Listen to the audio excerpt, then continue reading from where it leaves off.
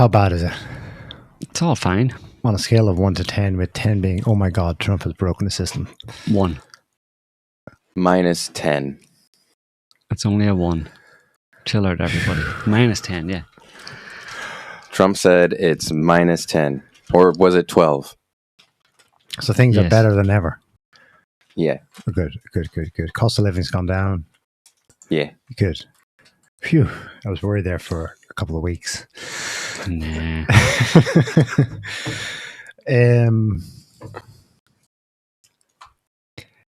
I don't know. I think I lost count at 13 times he said we won. So is that his way of saying mission accomplished? We've beaten them. Are you specifically economically, militarily, and every other which way? Yeah. Is it specifically we won, or is it we won militarily, or we devastated them military? How many times has Trump destroyed all of Iran's missiles at this point? And the Navy. And the Navy. Multiple times Over. They've rebuilt within 48 hours. They have 3D printers that churn out ships, and Trump destroyed them again. But he's yet to hit the 3D printers.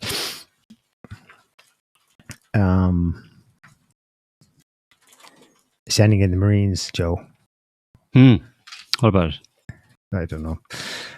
The Pentagon's deploying a Marine Expeditionary Unit. Tour. Exactly. They didn't say. Well, that's no good.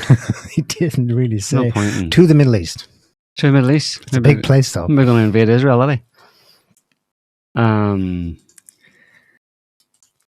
Media doesn't know. They just said a rapid response unit typically comprised of around 2,500 Marines and sailors. Well, they have a plan, you know. They hit Iran's Karg Island there a couple of days ago. Yeah, we mentioned that last week. I mean, but they hadn't hit it at that point last week. No. So they did, but they just took out whatever air defense they could find there. But they left the oil the refinery, basically the oil tanks oil terminals, yeah, in place. But Trump said just recently, I think yesterday, Trump says they may hit Iran's Karg Island again, but this time just for fun. Just for funsies. Just for the lols, you know. Because they loved blowing up the ship, Iranian ship, the defenseless Iranian ship. It was so much fun. It was so much fun. I want to do it again. Braggart. Yeah. And he also said, he's saying a lot of things, Trump. That sounds confident, I admit, right there. But there are other things that don't sound confident. What sounds confident? Well, we could do it again, just for fun. That's when that's all Trump says. All of it sounds fun. That's pretty much everything he says. That's the tone of literally everything he's been saying for the past 2 weeks. Like, you know what I mean? Like, we're invincible. Nothing's happening. We're winning all the time. We're winning bigly. We do stuff for fun. We blew that ship up for fun. There are a couple of things in recent days that are like, that he said? Yeah. What? Well, we could really use like China's help right now. Well, he's tweeting. Oh, yeah. Well, he didn't really say. It depends on what way you read that. You know what I mean? It can be just more. You can read that in an arrogant way. You know what I mean? What he said, like he didn't. Like you read it. The way you reported it is not actually the way he said it, but that's the way you read it. You said like, well, we could really need use China's help right now, but you can be bet your ass that's not the way he actually meant it, or well, it's not the way he conveyed it. Obviously, he didn't say it in a supplicating way, but. He's not the kind of person who's going to get down on one knee and ask anybody for help in any. Anyway, he's not going to show any kind of weakness, you know.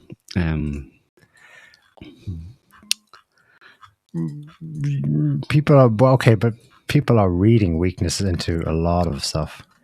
Yeah, of course they are. But they're reading. People who are against, the whole war and all that kind of stuff are reading stuff into everything, you know what I mean? That's what everybody has to do, you know what I mean? But in terms of what Trump is saying, that's what we're actually talking about, like how he, the things he's saying, he has not deviated from more or less saying, we're winning across the board, absolutely. There's no sign of him, But okay. True. You know what I mean?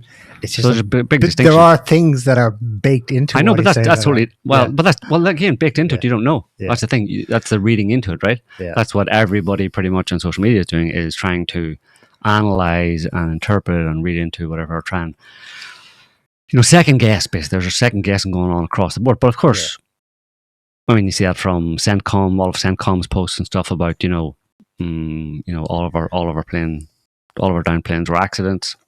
None of them were ever shot down.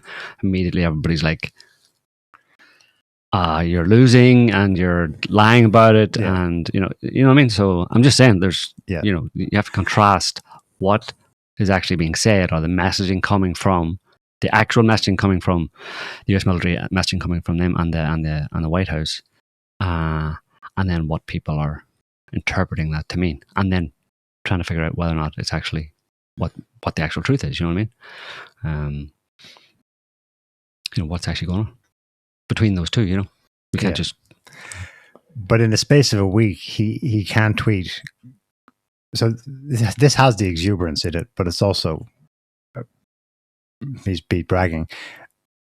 I think this is from 4 days ago. The United Kingdom, our once great ally, maybe the greatest of them all, is finally giving serious thought to sending 2 aircraft carriers to the Middle East. That's okay, Prime Minister Starmer. We don't need them any longer. But we will remember, we don't need people that join wars after they've already won. Signed, President Donald J. Trump. Yeah, that was about a week ago. Yeah. Yesterday, Trump asked for Britain's help to help save the Strait of Hormuz, as he calls for Starmer and other foreign leaders to send ships. Maybe you should read actually what Trump wrote. Again, that's an interpretation. He actually tweeted about it. It was a True Social tweet that is probably better to read. Is that the one where we mentioned? If you're going to compare like to like, because the first one was a True Social post or a tweet or whatever, and then the second one is also a tweet, but it's not because again, even the mainstream media, whatever headline that is that reported on his tweet, is going to have some kind of a slant on it. You know what I mean? So just if you're gonna quote a tweet and then back it up, contrast it with another scenario, then you should use tweet.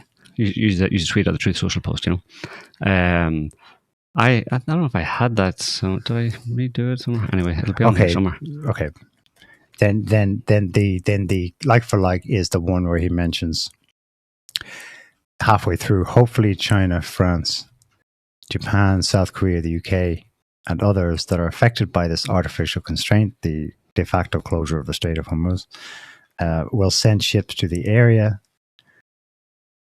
so that the Hormuz Strait will no longer be a threat. Mm-hmm. Be a threat by a nation that has been totally decapitated. Mm-hmm. In the meantime, the United States will be bombing the hell out of the shoreline. Blah blah blah. Mm-hmm. One way or the other, we will soon get the Hormuz Strait open, safe, and free. And that's yesterday. Signed, President Donald J. Trump. So yes, it's you're right. It's 100% confidence across the board being projected. There's no. There never would be. You wouldn't expect that to be an admission of trouble. They're only 2 weeks in. Yeah, let me see if I can. Yeah, I did. Did I post it? No, somebody else did. Yeah. Blah blah. Yeah. So you gotta look at the actual text. I mean, so it's like you just said, is it here? Many countries, especially those who are affected by Iran's attempted closure of the Hormuz Strait, will be sending warships. So he already says many countries are going to be sending warships in conjunction with the United States. There's a coalition of the willing is already existing apparently, and to keep the strait safe and open. We've already destroyed 100% of Iran's military capability, but it's easy for them to send a drone or two, drop a mine, or deliver a close-range missile somewhere along or in this waterway, no matter how badly defeated they are. So hopefully China, France, Japan, Korea, UK, and others are affected. That are they're the ones being affected by this artificial constraint. Will send ships to the area so that the Hormuz Strait will no longer be a threat. So that's right. That to me, there's no sign of geez, I hope China gets in there because we're really screwed here type thing. You know what I mean? But that's an example of your reading of it was an example of a a biased view on it. Let's say a biased or based on other. At least I didn't say what she said. Has admitted defeat, yeah. Exactly, but that's a good example of what I'm talking about, So, and that's not to say that you shouldn't, obviously, question or try, and that's what everybody's trying to do, is read into things that are happening, things that the government's saying, and assess whether or not this is good or bad, or how horrible it's going for America and Israel, or how other people who are supporting them are like, no, it's going awesome, just believe Trump. So where's the actual truth, So yeah, it's all as far as Trump's concerned, it's all good. It's fine. Proceeding as planned. Yeah. And the plan is regime change. Plan is to batter Iran into submission. Into negotiating, yeah. Into submission to doing what we want them to do, yeah. Or just, he's tabled the idea of, taking out their infrastructure in such a way that they couldn't rebuild for 25 years, that the country wouldn't be livable for 25 years and stuff. But we don't want to do that. So, but we could do that, of course, if we wanted to. And he said we could do it in an hour. Yeah. And many read that as threatening to nuke. Again, Tucker Carlson, I think, was saying that. Yes. The president just, again, and even, Tucker Carlson is, I'm not interested in, I'm not saying it's a problem for me in a certain sense, because I'm not really interested in people's take on it or their bias or what they would like to see, or them putting out what they like Tucker Carlson saying that, the president of America just threatened to use nuclear weapons. Well, he didn't. He didn't say the word nuke, but no, he didn't. In the clip, I know he didn't, but even Tucker Carlson doesn't say that he said the word nuke. He's interpreting what Neil just quoted him as having said, or more or less. I think it's this one actually. Is that it? Yeah, we're gonna have a listen to it for ourselves, and you tell me if you think it is an allusion to using nuclear weapons on Iran. One other thing, we can hit sections of Tehran and other places that, if you do it, it'll be almost impossible for them to rebuild their country. And we don't want that. But we can hit electric, we could take apart their electric capacity within 1 hour, and it would take them 25 years to rebuild it. So ideally, we're not going to be doing that. Thank you very much, everybody. Thanks for the question. Is your timeline still 4 weeks? Nukes? That wasn't the clip Tucker played, though. But when he was words to that effect, no? Similar, I think. Yeah, I can't remember. I thought he said eternity. That they won't ever be able to rebuild, or that's what he said there. Well, 25 years. Yeah, that's may as well be. Yeah, if you can't. Again, is Trump somebody?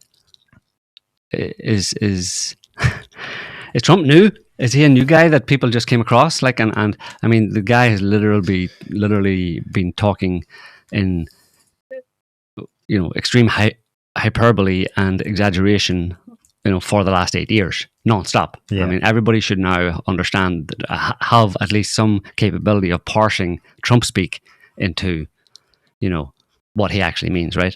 So, and the thing is, it's usually in the text of what he's saying that you can actually understand what he's saying. He's saying, at least in this one, and I think the one that Tucker Carlson was referring to was maybe, a little bit more. The one more I have it here. This is the one that Tucker played. Yeah. It was daytime and it was hot. It was crazy hot in DC last week. People were wearing shorts all around them. We could take Iran out this afternoon. We could take them out in an hour, and they'd never be able to build their country back.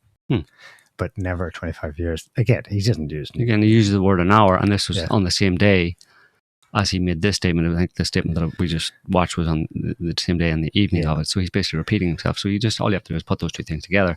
And in the one we played, he was a bit more explicit. What he said, it's pretty clear. The one he says we can destroy their entire system within an hour.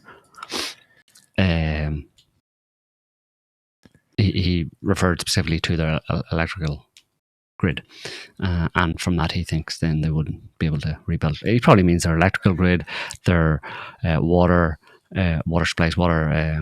But might it also have something to do with Processing something that you said last week about the Karg Island, where they had only like just gotten back to where they were before the Iran-Iraq war, which would, be a very long period of time. So if they bombed there, then they could set them back another If they took out the oil terminals in Karg Island and destroy the whole island or whatever, and at the same time their electricity and the water supply and all that kind of stuff, all of their civilian infrastructure, it would take them along. Probably not 25 years. Like, who's taking Trump seriously? Like, okay, 25 years.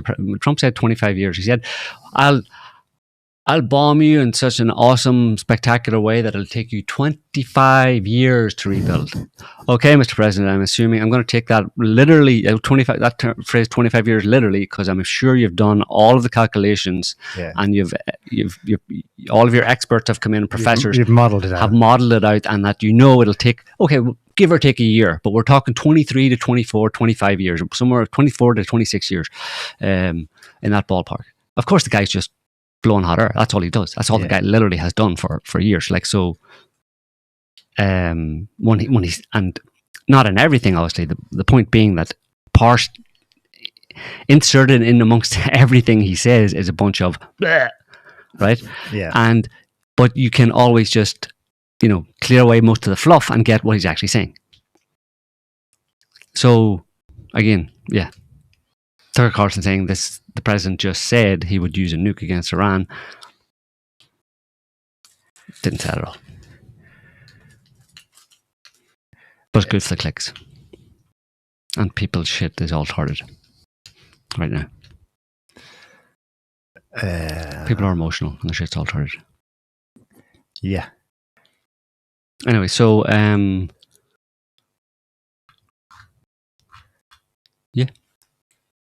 don't know how we got onto that, but anyway. What is the situation in the Strait of Hormuz? Because they're letting ships. They're letting any ships. Technically, I think there's obviously the traffic is much reduced, but from what it usually is about 100 large vessels a day to maybe only 5 or 10 or something like that. But apparently Iran's shipping oil out of the Strait of Hormuz, and a lot of going to, we don't know exactly, but a lot of going to China, maybe to other countries, and Iran is open to negotiations, or not negotiations, but they basically said that the straits aren't closed, but that countries who want to use, or countries who own vessels or vessels that want to use the Strait of Hormuz just need to clear it with us in advance. But of course, most of them are not actually taking that risk or not going through that process as of now.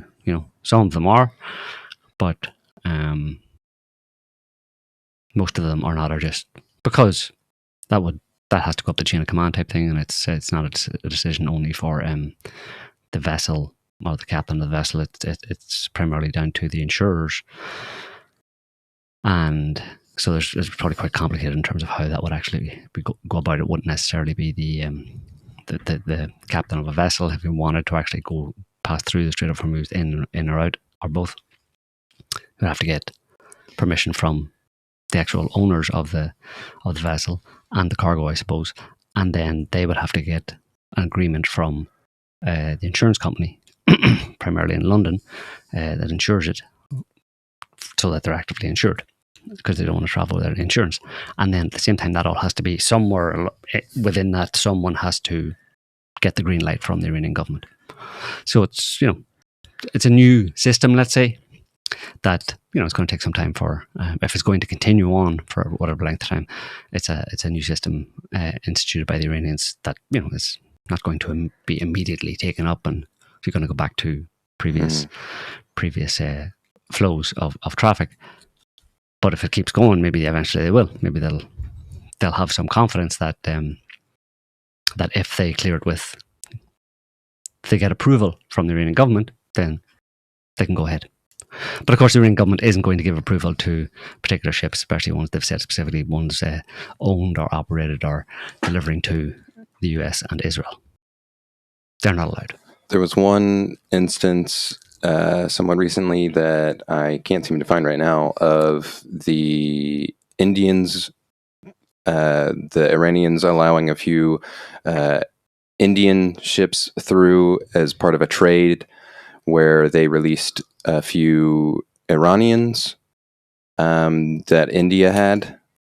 So it seems to be like you want, kind of like what you were saying is, you have to go through the negotiating process if you want to actually get your ships through. And now it's not a free trade thing. It's a quid pro quo, If you want to go through, that's fine. You can. You're just going to have to give a little. Yeah, or normalize relations with us, or do something for us. Yeah, and at the same time, the Saudis, as a kind of stopgap, I suppose they've started pumping gas across Saudi Arabia over to the Red Sea to a port on the Red Sea, and there's a lot of ships actually have been rerouted from that were hanging around the Strait of Hormuz, have gone round and up the Red Sea and are loading up with oil. Something, maybe I think they have a capacity for 50 million barrels a day, maybe. I don't know about a day, maybe a year. I don't know what it is. 50 million barrels over some period of time, anyway. It might be a year. Yeah, a year. 50 million barrels through that pipeline a year on the Red Sea. But of course, at the same time, the Houthis then are the major problem, because that was the problem with the last time this kind of business of someone in the Middle East blowing up tankers or aircraft carriers or whatever, or shooting at them, was a couple of years ago there with the Houthis.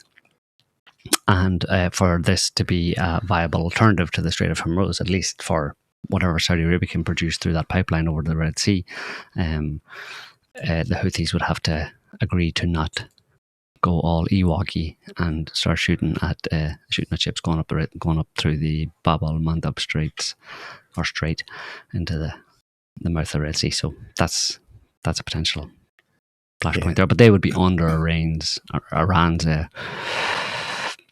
To a large extent, I think they would probably be doing that in cooperation with Iran if it were to happen. Yeah. They in theory, because the Houthis are in old Yemen, so that's the very bottom southwest corner right there where it pinches for the strait. The Saudis could ship northwards in relative safety to Europe.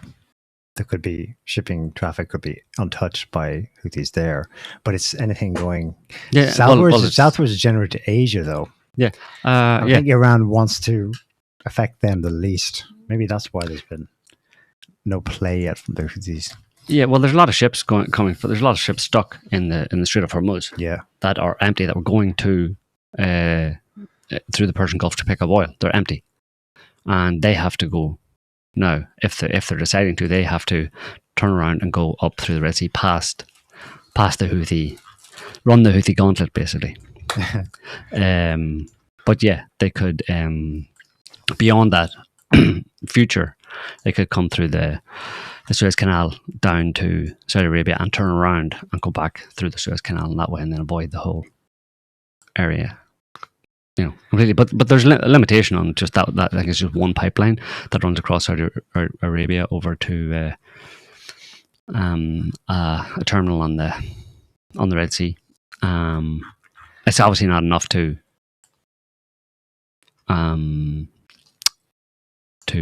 compensate for the rest of the output from the Gulf states in general. So it's not going to do much to, make up for the loss. Help price of oil. Yeah, 5 million barrels a day roughly pass through Bab al-Mandab Strait, but Strait of Hormuz is 18 million a day. But additionally, I don't know, no one knows how many, but some oil wells in like Kuwait they've been closed because they know where to put it. Yeah, and they would have to be reopened. And they might lose pressure. I'm hearing all sorts of talk like it's not so simple. It's not like you can shut it down and turn it up again. Exactly. It may not open up again. The pressure may be less. You may not get the same flow rate. Yeah, it'll take a while. Everyone has to calm down before that would happen, because a lot of them have been attacked, in Bahrain, in the UAE, and there were attacks on oil refineries in Oman as well, but the Iranians denied attacking Iran during the week there. So somebody else was apparently, but definitely in Bahrain in particular, they've been really hitting Bahrain quite hard, and the UAE. So yeah, I heard different things in the week as to Iranian policy. I mean, initially there was a statement: any European or Middle East country that expels its US and Israeli ambassadors can have access to the Strait. Mm-hmm.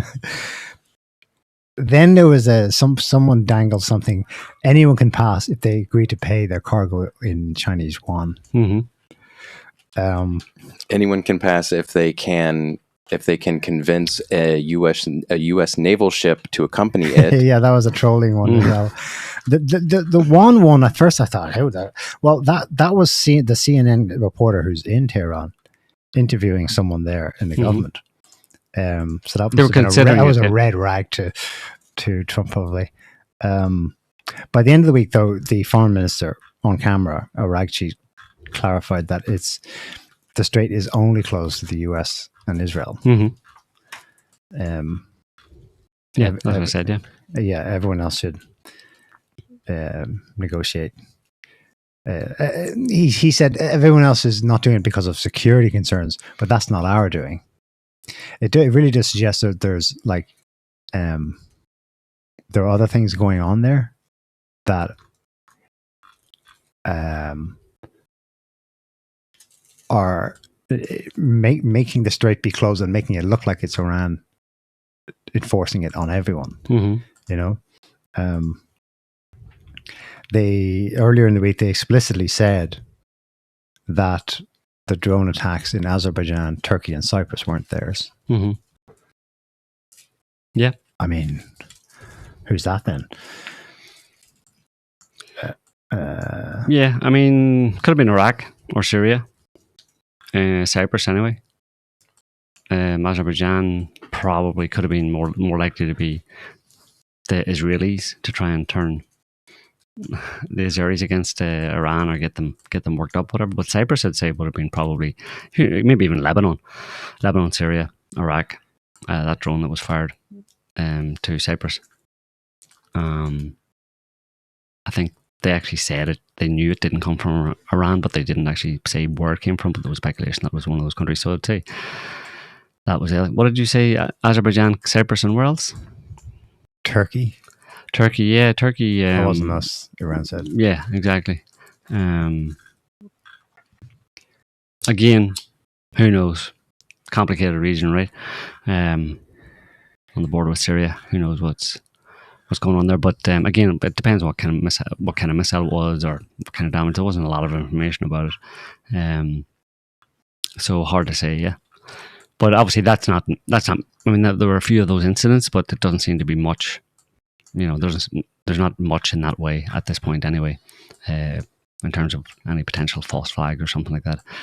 And most of the damage, I think, obviously most of the damage to the actual oil production and the price of oil and all that kind of stuff is directly a result of, the war in itself and Iran's response to it.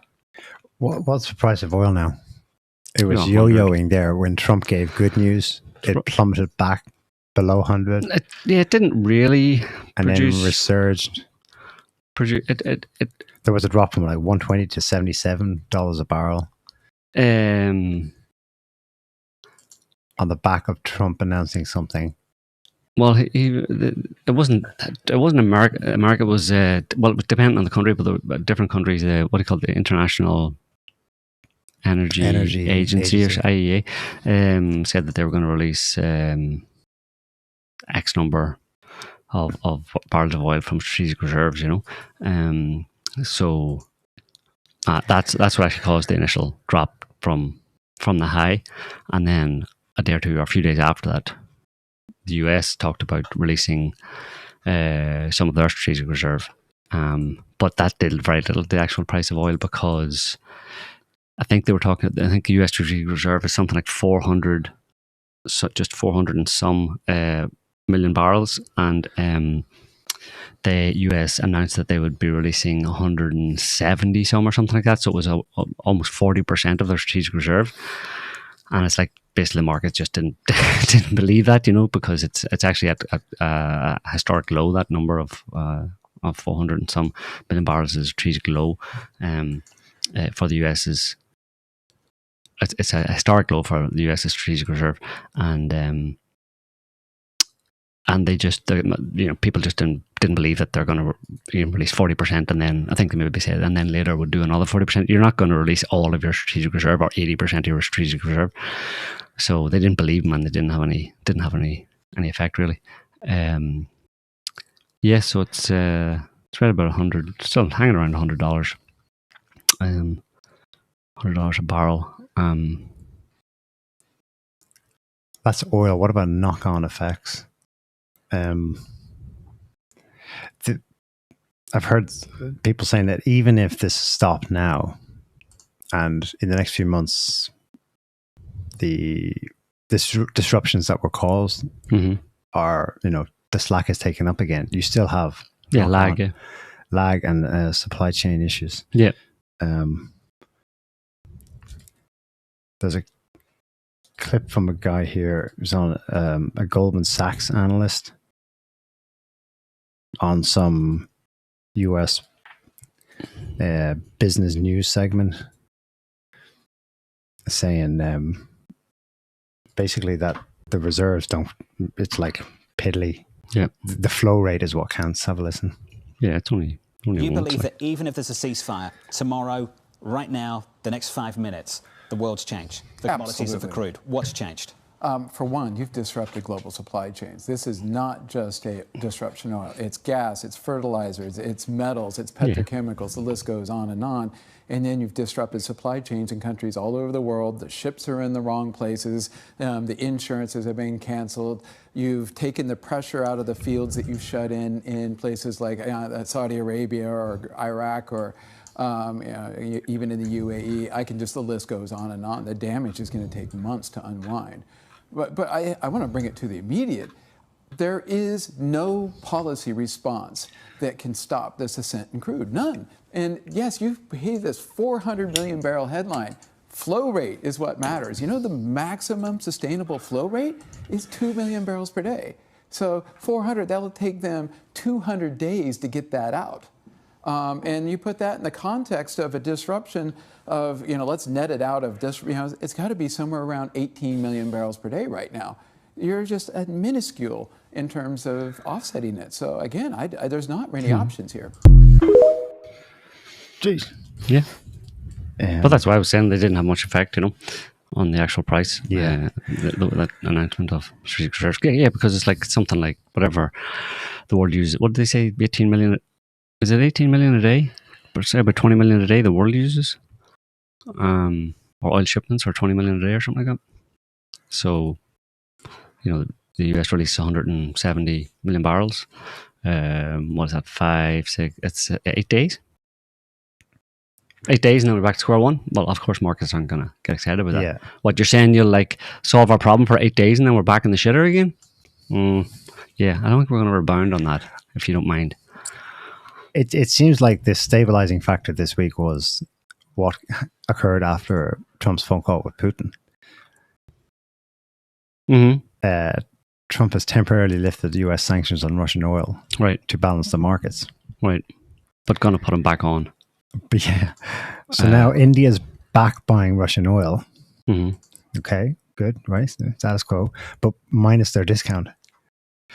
So they're paying $90 a barrel. They were paying 45. And then the knock on all the EU, Australia was buying it from India. That discount's gone now, and Australia's buying it at $127 per barrel from India. From India. Australia? Yeah. They're buying from China as well. Oh, who's getting it? Probably from Iran. Well, yeah, which is causing a problem because they're also not willing to, and the Australian government has come out and talked about how they're not going to bend to Putin's will, basically to buy the Russian oil that they need, even though there are gas stations and whatnot in Australia that are starting to dry up as a result of there not being any oil anywhere. Yeah, that didn't go down well in Euroland, to say the least. They're like, there's no way we're not doing that. We're keeping sanctions on Russian oil, but we know they're speaking out of. They're behind because they're getting Russian oil in one form or another, and they're paying a premium for it.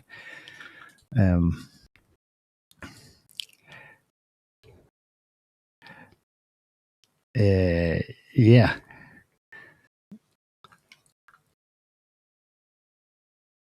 Yeah, supply chain disruptions. I mean, we'll see. I think we'll see. I think it could be. There doesn't seem to be an end to this. I mean, Trump's talking like he could end it any minute now, but if we talk about confidence, the Iranians sound every bit as confident in the other direction about how long they're in this for.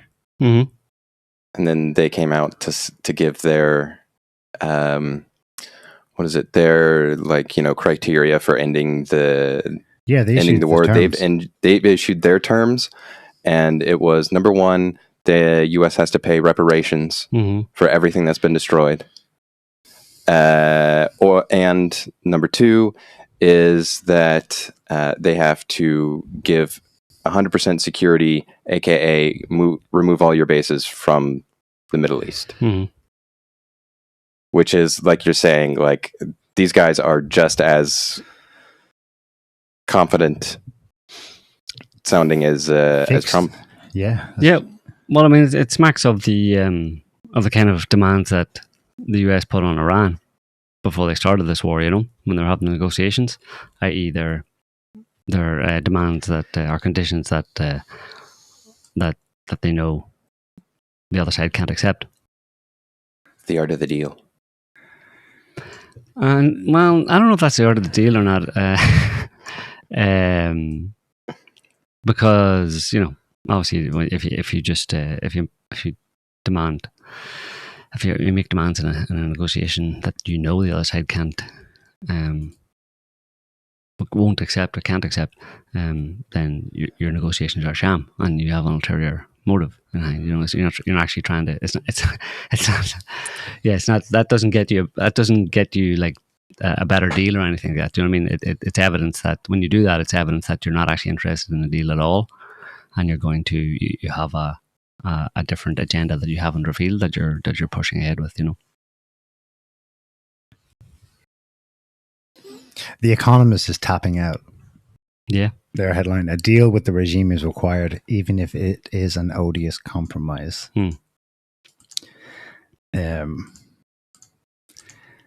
Yeah, London's worried. Yeah. Well, it seemed to be quiet there for a while, but in the last couple of days, U.S. bases in the region are getting hit hard. Not just U.S. bases, though. A senior French officer was killed in Paris. Who knew? There's 3,000 French soldiers. Was killed in Paris? Oh, sorry, not in Paris. In Erbil, in northern Iraq. Turns out they've been there since 2015 to fight ISIS.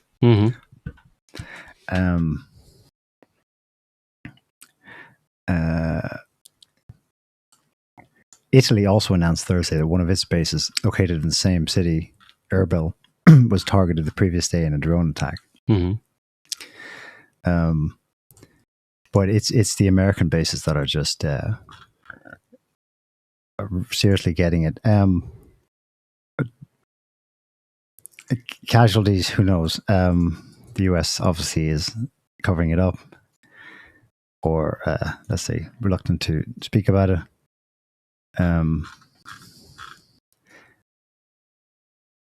The Al Dhafra base in the UAE got hammered, and that's confirmed by satellite imagery. There are claims of how many aircraft on the ground were hit, but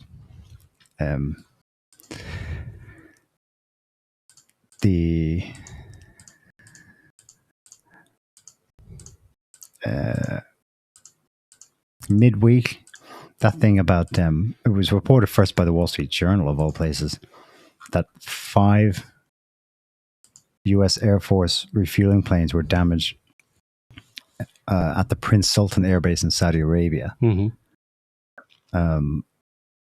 Trump brushed it off. 4 of the 5 had virtually no damage and are already back in service. 1 had slightly more damage but will be in the air shortly. And that came the day after they announced that they lost the plane. One of those Strato tanker went down over Iraq. And the other one limped home, yeah. The Americans explain they said they're going to investigate the incident, but the IRGC says it was shot down by a missile fired by one of the Iraqi PMU units in Western Iraq. But you saw it on the you made a comment about the photo of the plane that did land safely. Its tail is clipped. There's no shrapnel damage. So they did clip each other. Possible. Yeah, that's why a plausible reason I could think for that is that those 2 planes, they normally refuel the fighter jets midair. That's what they're for, right? But maybe on occasion they actually link up the main tankers and transfer cargo. And something happened during a transfer. I was trying to think about up high. I was trying to think of a plausible way for 2 Strato tankers to be so close that they could clip each other. Just flying in contested airspace, like, and all sorts of security reasons why. So there are no transponders, low signal emissions and all that kind of stuff, and meaning that it's difficult for them, or it's less easy for them to actually see and identify each other. It's not like the average, commercial plane or whatever, especially over that airspace. They're obviously worried about being shot down, so they've gone as they go as kind of dark as possible. But then that brings its own risks of actually flying into each other. On balance, would you favor the American explanation that, or the defense? Well, there's no shrapnel damage on that plane. Yeah. If that was a missile that hit it, then there would be shrapnel damage, At least on that one, The other one, don't know. Again, it's hard to tell. It looks like maybe the wing of the plane that actually crashed is what took that tail off, the top of the tail off, so the plane that did that damage had more catastrophic damage and kind of went into a death spiral and hit the ground. This one was able to keep going and land back in Israel, which it did, obviously. So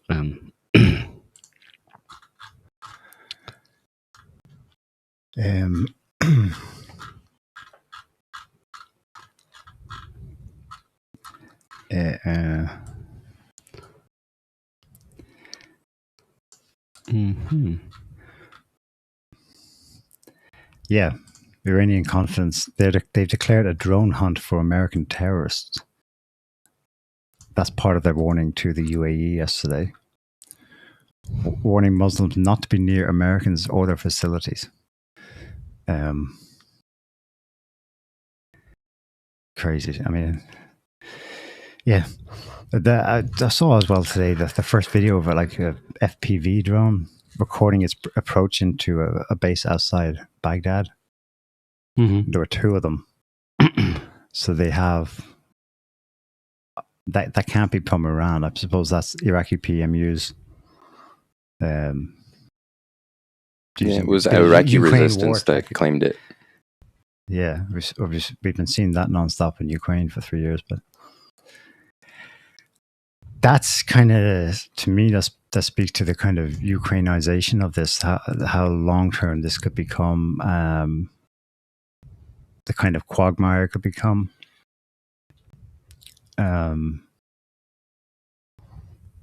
Drone warfare in the super small scale. I mean, what Iran's terms sounds like de-Americanizing the Middle East. This is a golden opportunity,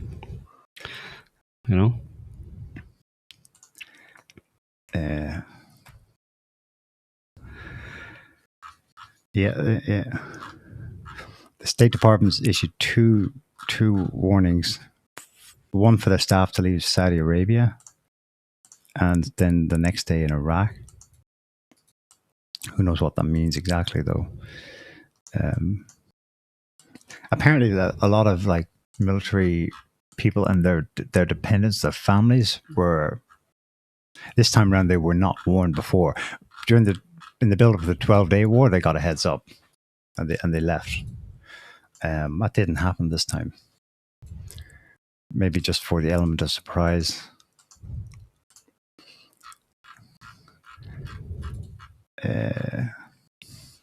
What about the USS Ford getting hit? They reported a fire aboard, starting in the laundry room. Mm-hmm. A couple of sailors were injured, but it's all good. Mm-hmm. I mean, on balance, do you believe that? It sounds more like similar to what was happening with the toilets on the other one, on the Abe Lincoln.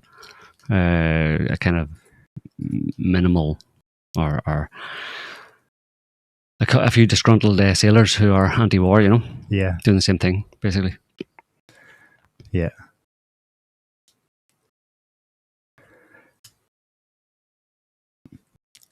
Do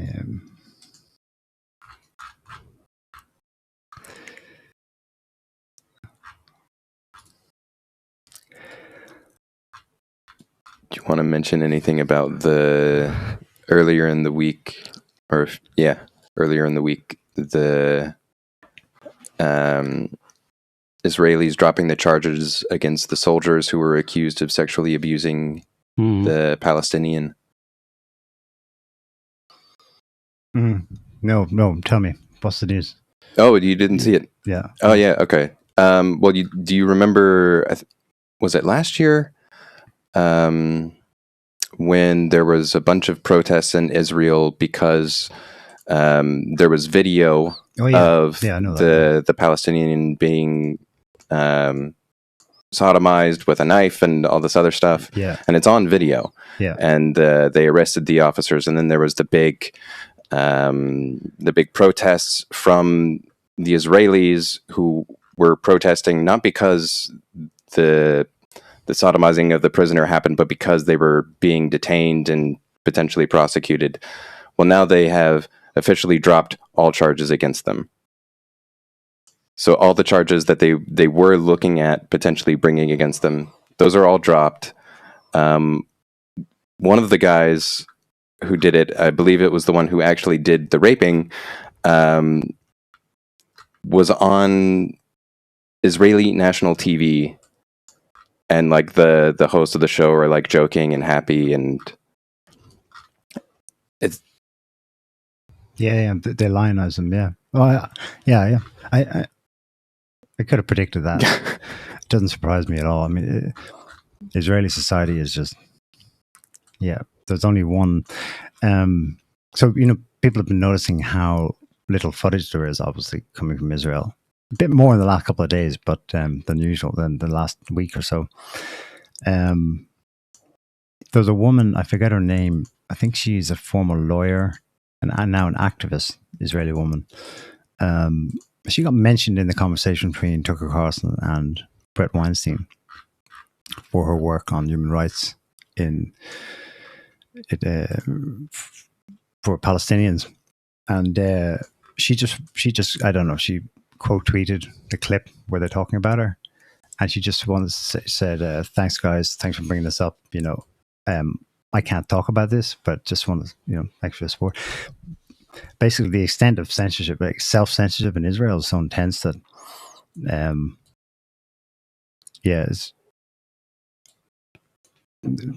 she said it's not just for legal reasons either. People are. It's a threatening climate, to be in, to be remotely anti-war, critical of what's going on here.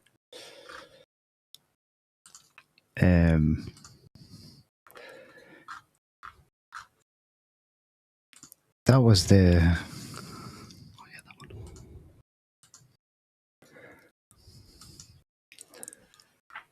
Yeah.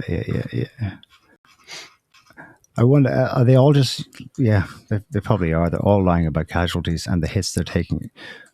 All week long, the daily reports from the Gulf states, all of them were like, there were 100 drones and a dozen missiles, and we intercepted all of them. And even though they're also being super strict about people uploading footage, there is footage nonetheless of impacts. Again, another shade of Ukraine war where they just, completely say the opposite of what's just happened.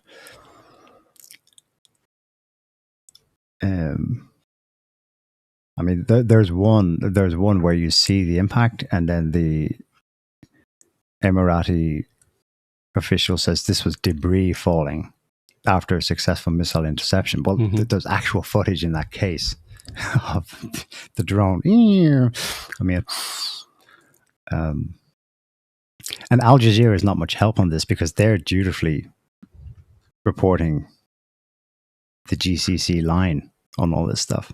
No, or in other situations, Al Jazeera would be like the go-to because they'd have an interest in reporting the truth. They did in the Iraq War, and that's why the State Department hated Al Jazeera. But here it's different because it also affects their boss's bottom line. In Qatar. It's Qatari, right? Yeah. I think I've wondered about the IRGC statement where they urge residents in the UAE to evacuate ports, docks, US military shelters, etc. About the extent of the US personnel, but also the weaponry being embedded within civilian sites. That came to the fore in Ukraine as well, with air defense systems deliberately placed like in playgrounds and things. So Russia would strike it, and then the photo ops would be like, "Look how evil Russia is,"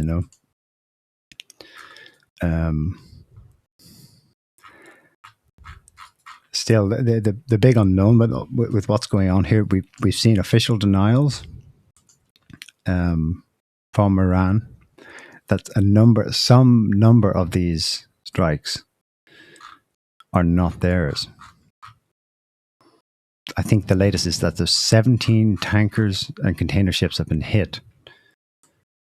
In the Strait of Hormuz. All by Iran? I don't think so.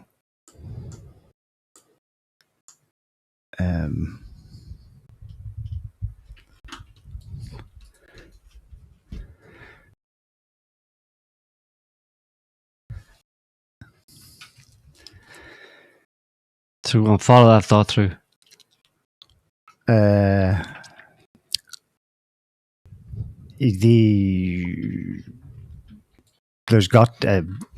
thinking there's got to be a third-party interest in shaping the battlefield, as they say in Le Military, and shaping the optics of it would be, I think we mentioned it last week, if Iran's now stated term for ending the war is the removal of US forces from their neighbors, then that's de facto, meaning you, our neighbors, are now going to look closer to us for protection and co-development going forwards. You're going to become allied to us. Well, if that's a red line for the Israelis and the Americans, would you not copycat and make it look like they're actually, see what they're doing? They're hitting your own strategic economic interests and infrastructure as well. Just because they're mad mullahs, or they're not a reliable partner. You could not actually form long-term interests with them. So to taint the chalice the Iranians have expressly offered to their neighbors. But ultimately, it's America's fault. And the answer is, if you want this to end, then America has to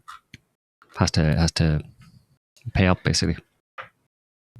Regardless of who gets hit or whatever. I don't think that would be a very convincing, way to sour relationships between, because obviously, Iran has been hitting most of the Gulf states' infrastructure, not infrastructure, but their oil infrastructure, and the particularly American military bases already. So they've already been under attack by Iran. Their territory has been under attack by Iran. So blowing up a few more of their tankers isn't going to make them go, oh my God, that's it, Iran, I can never be your friend again. You know what I mean? Because that's part of the conflict. You know what I mean? And that's part of Iran's strategy is to, well, I mean, in theory, the idea is that to send warnings, I suppose, to or any ship that, especially that is owned or operated by the US/Israel in the Strait of Hormuz, that tries to cross the strait or whatever, or tries to, that they're going to get hit. Do you know what I mean? So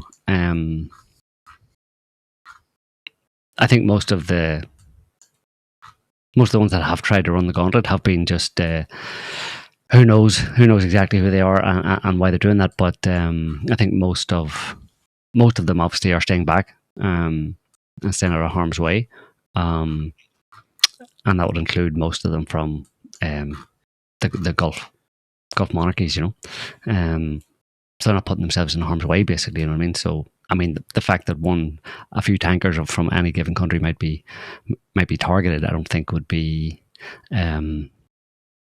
something that would be a deal breaker in that respect. You know what I mean? I mean, it's part of a wider war. You know what I mean? Like in the context of your bases and your American bases, but you see them as your bases, I suppose, being attacked for the past 2 weeks by Iran. Hitting a tanker isn't gonna be a deal breaker. You know what I mean? So I don't know. It's hard to know who's who's actually doing it. Whether it is Iran or isn't Iran. Because Iran has to enforce their ruling, basically. Their threat. They've made a statement that the strait is open only to is open to everybody except Israel. They said the US, Israel, and their allies. So any of those, however they identify them, any of those, either the US, Israel, or allies, or tankers belonging to or associated with or related in one way, related to the US, Israel, or its allies, if they try to cross the Strait of Hormuz, then they're going to be subject to potentially being attacked, because they were told that's what would happen. Yeah, and then they must have foreseen this many years ago, because there's this pipeline that goes from the UAE across to its Gulf of Aden, so open water coast, Fujairah port. It's one of the largest in the world, apparently. And that's been hit as well. I don't know how badly, but the footage doesn't look good. There's massive black clouds of smoke coming from it. In Yemen, you mean? And Aden? No, the oil pipeline. Al Fujairah. It's a pipeline terminus that bypasses the strait within the UAE onto their open water, their Indian Ocean side. Whose? I think it goes from UAE, you mean? UAE. Yeah, Fujairah, yeah. It was built as an alternative for the ferry scenario. And you're saying that one got hit recently? It got hit. Yeah, it got hit during the week, no? Yeah. And again, I think the last couple of days, that's where the footage of huge plumes of smoke coming from it are seen. Yeah, that's just across the water from Iran as well, so pretty easily taken out. And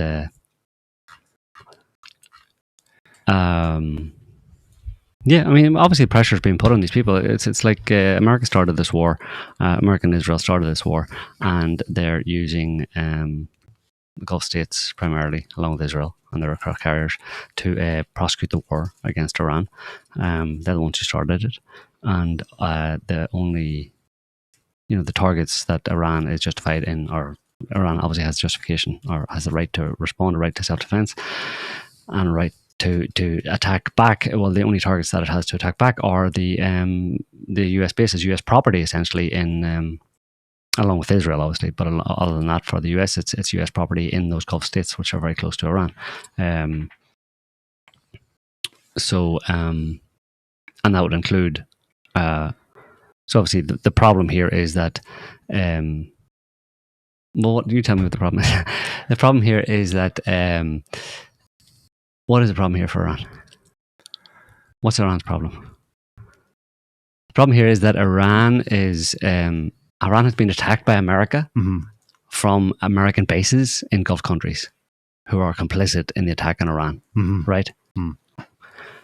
But they've been replying that not to worry. In fact, Pezeshkian, their president, last week issued a televised apology and said, don't worry, we're not going to hit any of your oil infrastructure. But that's being hit left, right, and center.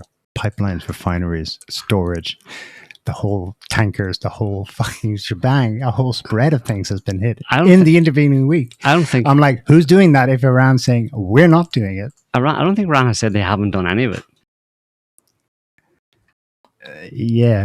Because it gets there's definitely like a whole murky area where some of it is actually, for example, there's one strike in Iran in Oman, where the specific storage site was for the US military's use. Exactly. But in a civilian port. Yeah. And this is where you have to like open up you have to think of like in terms of the dual use of civilian infrastructure with military infrastructure. That's why their statement yesterday to the UAE, their warning, was so like, okay, there's a whole layer of things we don't understand here.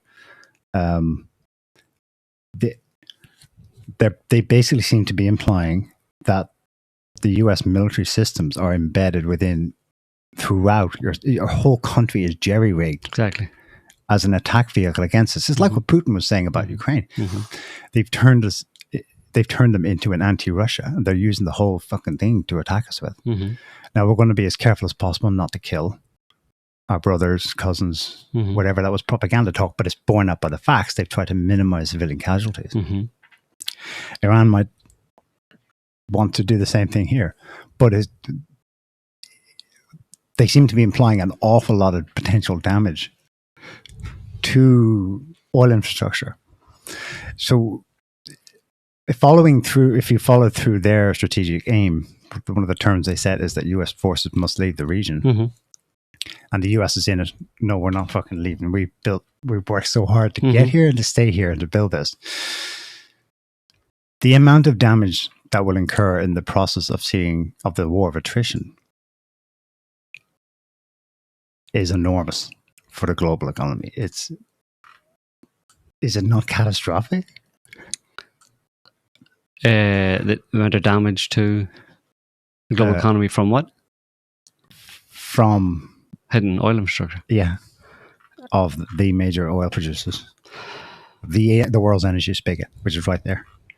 Yeah, I mean, obviously, it has potential serious implications, and again, that's on Trump. But there's the legacy. It depends how long it goes on. Basically, like that guy that we played a video of earlier on was talking about it. It depends on how long it goes on, but and that's down to Trump. Ultimately, Trump and Netanyahu, whoever's on first there, it's down to those two. And whether or not they pull the plug at a point in time where, before it gets too bad. Basically, it's been 2 weeks so far. They can probably drag it on for another week or two before things get super, super bad. Maybe, who knows? It's obviously a very complex mechanism behind that whole thing. But how long it can, what kind of outage can be sustained before having really serious systemic effects that last for a long time, or cause other knock-on effects that would be really bad for the global economy, etc. So I think they have an eye on that, obviously, but the whole thing seems also quite contrived to me in a certain sense. There's a lot of talk about Trump, on social media. The anti-war faction basically talking about how this was just completely ill thought out, feckless, just a rush to invade without actually considering, the Strait of Hormuz would be blocked or there would be this oil issue or whatever. They just didn't even think of that. They're so delusional and all that kind of stuff. And it's like, well, probably not. I don't think that's the case. Like that's cope. I mean, you have to always remember when you're looking at social media, if depending on what you look at in social media, especially on X or whatever, if you look at certain things, you're going to be offered that same kind of content over and over again, and it has the effect of reinforcing a perspective that you might have. And then if you hear a certain perspective over and over again over multiple days or weeks or whatever, then eventually your brain's going to decide that that's actually true. You know what I mean? And then you're going to come out with that as the actual. You're going to decide this is actually what it is. So if you hear that this was a feckless, ill thought out war that America just blundered into because Hegseth's a dummy and Trump's a narcissist and the rest of them are all assholes. Basically, they have no experience. They don't know what they're doing. They just ran into it and it's just a big fuck up, blew up in their faces and look, ha ha, everybody's laughing at them like a bunch of clowns and stuff. Yeah, I mean, if you don't like the war, you're gonna gravitate towards that perspective. And if you hear it enough, like I said, you're going to then believe that that's actually what's happening. And then you're going to go, so given that, but you never question the actual premise that you've adopted, you know what I mean? Because like one example of them, well, you kind of talked about it, I suppose, in a certain sense that there may be some strategic motivation in actually creating an oil crisis. Of course, everybody would say this is just horrible for Trump as well, and that's why part of the reason why they kind of say that it was so well thought out and stupid was because like Trump's just like he just fucked up the Middle East. He just oil's $100 a barrel. Oil, the price at the gas pump is X whatever it is in the US, and this is really bad because midterm elections and he's going to lose the House and the Senate and the presidency. He's going to be impeached, all this kind of stuff because he'll have lost, and oil is too expensive, or gas is too expensive at the pump. But again, they're not that stupid. You have to really kind of go quite far down the line of believing that these people are complete and absolute retards who can't actually think. And again, that's attractive if you don't like them. But I think it's unlikely to be the case. Trump, for example, you have to see this in the context as well, I suppose, of what happened in January in Venezuela. I can't really detach it from Venezuela. Obviously, they knew they were likely going to attack or do something against Iran. Because Netanyahu was there just before Venezuela kicked off. Yeah, in the near future, and then they staged this much exaggerated invasion or whatever, spontaneous temporary invasion of Venezuela to capture Maduro and regime change it in one night type thing, and get the Venezuelan government to accept their terms, or they'd all be assassinated or something. That was the threat against them, and the rest of Maduro's government basically said, okay, we'll play ball. What do you want? And Trump's like, well, we want access, control over your oil. And they went, okay, you can have control over our oil. So basically they made a move to gain access to and control, ultimately, eventually down the line, I suppose, whenever they can get around to it. But at least they have in potential access to Venezuela's oil. And that happened, less than 2 months, 6 weeks or something before they decided to invade Iran. At which point, obviously, when Venezuela was done, obviously they knew that they were very likely going to attack Iran because, again, this wasn't something that was written on a napkin in the White House by Hegseth and Trump, the night before, despite, again, what people might like to believe. So they knew at that point when they took control of Venezuela's oil. And you could put that back then, that they were planning, they'd been talking about Venezuela for months before, back into and bombing Venezuelan boats, drumming up the narrative about narco-traficantes and Maduro's a narco-trafficker and all this kind of stuff, all to set the scene for actually doing Venezuela. So you could put this back into the middle of, or even before, of last year. So, 7, 8 months ago, that they were planning Venezuela and also planning Iran back then as well. So when you consider it in that context, it puts a different kind of blush on the whole thing. And it doesn't mean that they can't have made mistakes and all that kind of stuff, but obviously it seems to me that when they went after Venezuela's oil just before and got control over Venezuela's oil just before, or 6 weeks or so before invading Iran, that was done as a hedge against the expectation that there would be a major significant issue. There could well be a significant issue with oil production in the Middle East, and therefore America decided to insulate itself against a potential oil crisis, global oil crisis, as a result of what they were going to do in Iran by grabbing control of Venezuela's oil.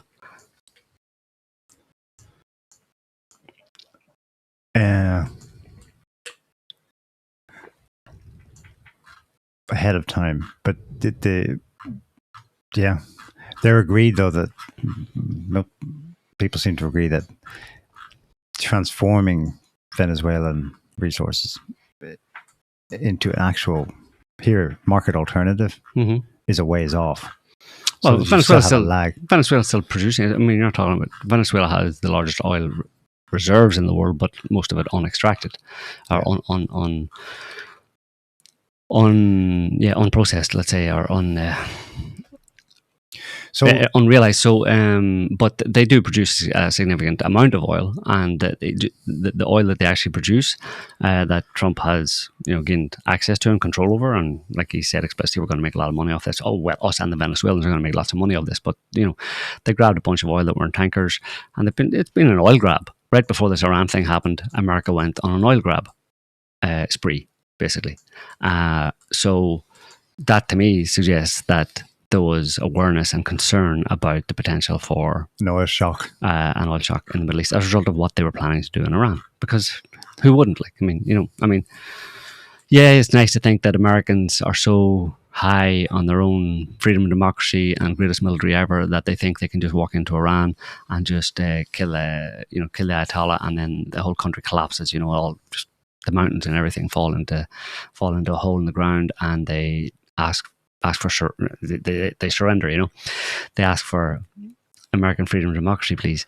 It's nice to think that they're so stupid that they would think that, but I think it's not to say that they aren't. Well, no, they had papers, ignorant or whatever. But they had papers saying that if you, maybe this was like a CIA document where they did the research and were like, yeah, if we get rid of Khamenei, then it's just going to be replaced by somebody who's a more hardliner. Hardliner, yeah. So it's not like they didn't know what they were doing in that sense, but at the same time, from their reactions to everything, it doesn't seem like they expected things to go quite this way. From the reactions to what? For example, pulling out the THAAD system from South Korea.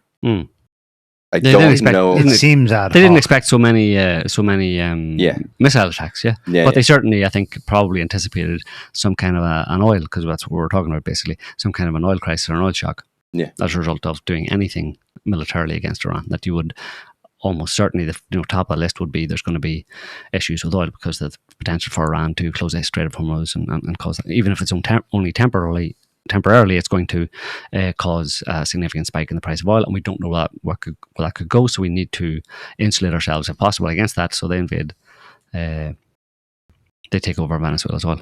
And just the mere fact of having whatever access, whatever production Venezuela has, which isn't that much, but is enough, and also having the potential to access Venezuela's oil would be a kind of a hedge in itself, at least for the markets and for for America. It's about protecting America against that kind of thing, not the rest of the world. The rest of the world can go fish or whatever, but they can suck it up, because in fact there's a lot of opportunity if the rest of the world starts hurting as a result of America's actions in Iran.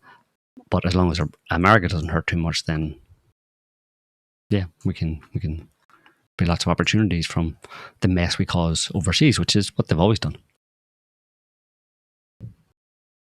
Yeah, but surely it will hurt them too, though. No, I mean, don't know. They're imposing capital controls in Wall Street to stop the fucking drainage from private capital. I mean, at least the Middle East was a bit more honest about this.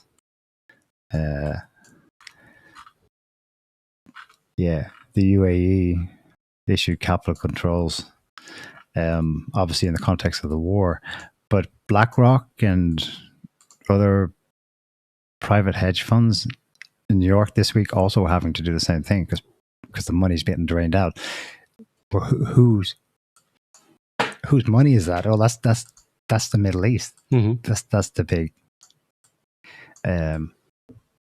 That's the Gulf states. That's the capital surplus recycling mechanism that is the petrodollar system. Mm-hmm. Yeah, but I mean, the scenario where, I mean, again, you say that's like maybe unexpected blowback or negative impacts for America as a result of this, but the fact that they have the means to stop that from happening. Unexpected blowback that had a negative impact on America would have been capital flight actually flying out of New York, and the American economy actually taking a serious nosedive as a result of this war. The fact that they have the means to stop that from happening is not that bad. You know what I mean? It's not. It becomes something that's within their control. Exactly. It's like, yeah, okay. So even though there's a bunch of people who aren't happy and they're trying to get out, the sheer fact that they were aware that these controls could be put in place so that it couldn't be pulled out just goes back into the calculation. Right. That would be, you can assume that would have been part of the calculations. Yeah. You know what I mean? That they would say, look, if things go, in their planning out of this attack on Iran, they would have, considered all these things and more, obviously. And because they're not stupid. Although, and that's kind of what I was saying is that, it's appealing to think of them. Oh, look at Trump. He's so stupid. And Hegseth, they're all such idiots. They just blundered in there and didn't think about it. And they're losing bigly. And this is so awesome. Finally, America's getting what it deserves. Well, if you read that more, and there's a lot of people saying more or less that, and not so many words. And if you read that over and over and over again, you're going to come away with that as the actual reality. You're going to walk away and think that's what's actually happening. Without actually questioning, well, is that, because you're not allowing for the, in everything. And on both sides, you only allow for the bias on the American side, which feeds into, a kind of a confirmation bias on your side, right? So you think people, anti-war, anti-American, anti-war, anti-Israel, people think that this is just a big screw up, big balls up, and that's going horribly wrong. And they don't question their own bias, and everything is seen through that filter, including, they'll immediately, obviously, the Americans and Israelis are engaged in propaganda as well, to big up their own side. But people who are anti-American, anti-Israel, will look at their propaganda and say, "See, this is more evidence that my version of what's going on, i.e. they're feeling horribly, is true," because they have to engage in this propaganda when they don't allow for the fact that you yourself, like basically there's the two forces essentially involved in this, or the two sides involved in this, are America and Israel and their allies, and Iran,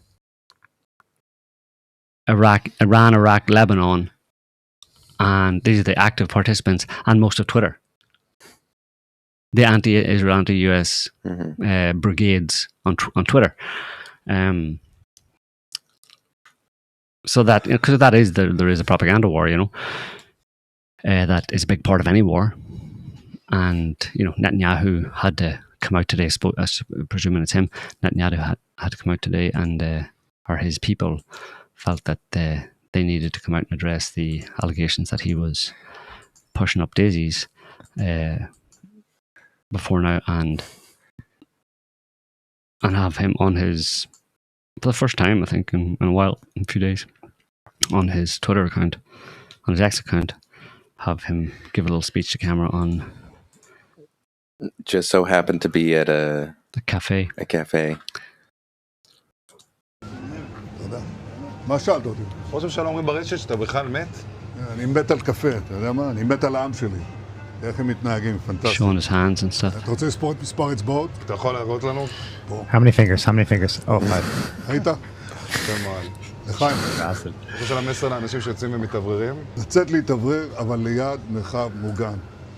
והעמידה שלכם היא מדהימה, נותנת כוח לי, לממשלה, לצה"ל, למוסד. אנחנו עושים דברים שאני לא יכול לשתף ברגע זה, אבל עושים דברים מכים באיראן חזק מאוד, גם ביום הזה, גם בלבנון, ממשיכים. אתם אומרים לי להמשיך? אני אומר לכולכם, גם אתם... The cafe he's in is just somebody ID'd it as a cafe just west of or north of Jerusalem, up in the hills. The Sataf Cafe. So rumors of his death are... Well, east, west of Jerusalem, sorry. Up in the Trili part of former Palestine, in the slightly hilly part. That's the cafe, it looks like. Now, it could be AI, because that's the wonderful gift of AI, is that that video we just saw of him could very easily be AI, including, regardless of, even though it's a real cafe or whatever, the cafe can be filmed or whatever, and then he can be stuck in, kind of green screened or whatever, and, it's like, that's the problem. The way AI is, especially like proper AI video making is good enough to not really be falsifiable, not really be... Has there been one, though, where in hindsight you've gone, that was fake? Because even the one of Princess Kate in England, we could see there were problems with it, a couple of years ago. That was a few years ago, yeah. Yeah. There were tells, Yeah, but it's like every year, that kind of stuff. And the thing with his 6 fingers, people wanted to see 6 fingers. It was just his hand. It was just the fat of his hand here. There was 5 fingers. It's gas because what they missed, he gave that address while it was aired on Thursday. Mm-hmm. They missed the message. Yeah. He said it in Hebrew this time. Mm-hmm. Quote, the war in Iran is turning Israel into a global superpower. Mm-hmm. You talk about people's confidence in their position and where they're at. Mm-hmm. Okay, then open it up. So far, they've not lost. And they here is both the US and Israel. I don't make a distinction there. And they're going to get what they want here. Mm-hmm. And now your maximalist conspiracy theory that this is all for a reordering of the Middle East in preparation for said multipolar world. You can have your multipolar world, but we reign supreme here. And then you have your polls, but we have arbitrage leverage over the key energy spigot. Mm-hmm. And then maybe Venezuela preceding it, Trump maybe negotiating with Netanyahu. Well, okay, but wait, let me just get this sorted. Okay, this is for our insurance. Mm-hmm. Netanyahu says, understand. But they're confident that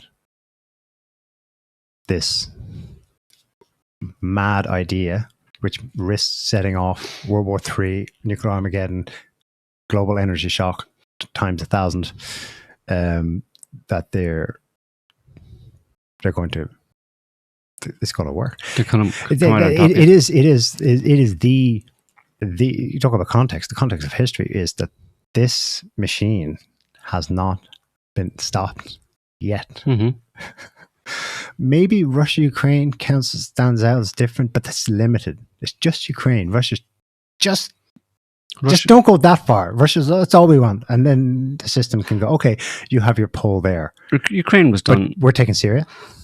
Yeah, of course, the maximalist. And now we're taking Iran. Well, exactly. But the maximalist perspective would have the war in Ukraine as a way to get Russia out of the Middle East. Of course, to get Russia, tie Russia down in advance of the planned remaking of the Middle East. Yeah. Which is what it did.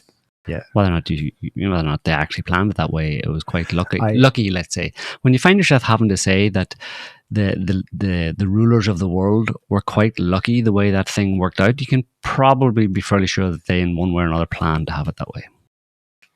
Someone planned it that way. Or someone planned it that way. Whatever. They or whoever owns them or runs them, but that basically, they had a hand in making it that way, 100%. ISIS comes out of the desert within 6 months of coup in Kiev. No, within 4 months. It was March, April 2014. Yeah. Those two things happened. So, yeah, like you said, it hasn't been stopped. They haven't been stopped, and, there's no real reason to think that they're going to be stopped in at least in a way that a lot of people would like to see them stopped, i.e. getting their asses handed to them and having to run home with the tail between their legs type thing, but it's not over yet, obviously. There's almost a kind of a sense of it's settled into a kind of, not a stalemate exactly, but because they're still shooting at each other, but that there's a kind of a just exchange whenever on their own time, on their own dime type thing, whenever it suits them or whatever targets they identify, like the US and Israel and Iran, then they go ahead and do some bombings there, and then Iran does the same against the US bases and interests in the Middle East, and also and Israel, obviously. And it becomes a war. It's a war of attrition, really, in a certain sense. With the main thing being, at least from Iran's perspective, and I hope they're not wrong in this, but that Iran's leverage is that they can make things painful enough, not necessarily for America, but for the rest of the world, so that America under Trump risks alienating the rest of the world, and turning a lot of the rest of the world against America because of the negative impact on those countries. They'll ultimately all end up blaming America, and I think that's Iran's strategy ultimately, is to make America look. They're doing all of their targeting and all of their strategy and missiles and all that kind of stuff, apart from just attacking Israel, but in terms of an American bases. But other than that, in terms of any other infrastructure within Gulf states that they attack, and particularly in terms of the Strait of Hormuz and limiting the flow there, their strategy is to push the situation to the point where you have a potential significant negative economic impact on much of the rest of the world. And as that's happening, remember to repeatedly remind them all that this was Trump's war of choice. It didn't have to happen. And if anybody has a problem with it, with the war or the results of the war, then call the White House helpline and ask them to stop.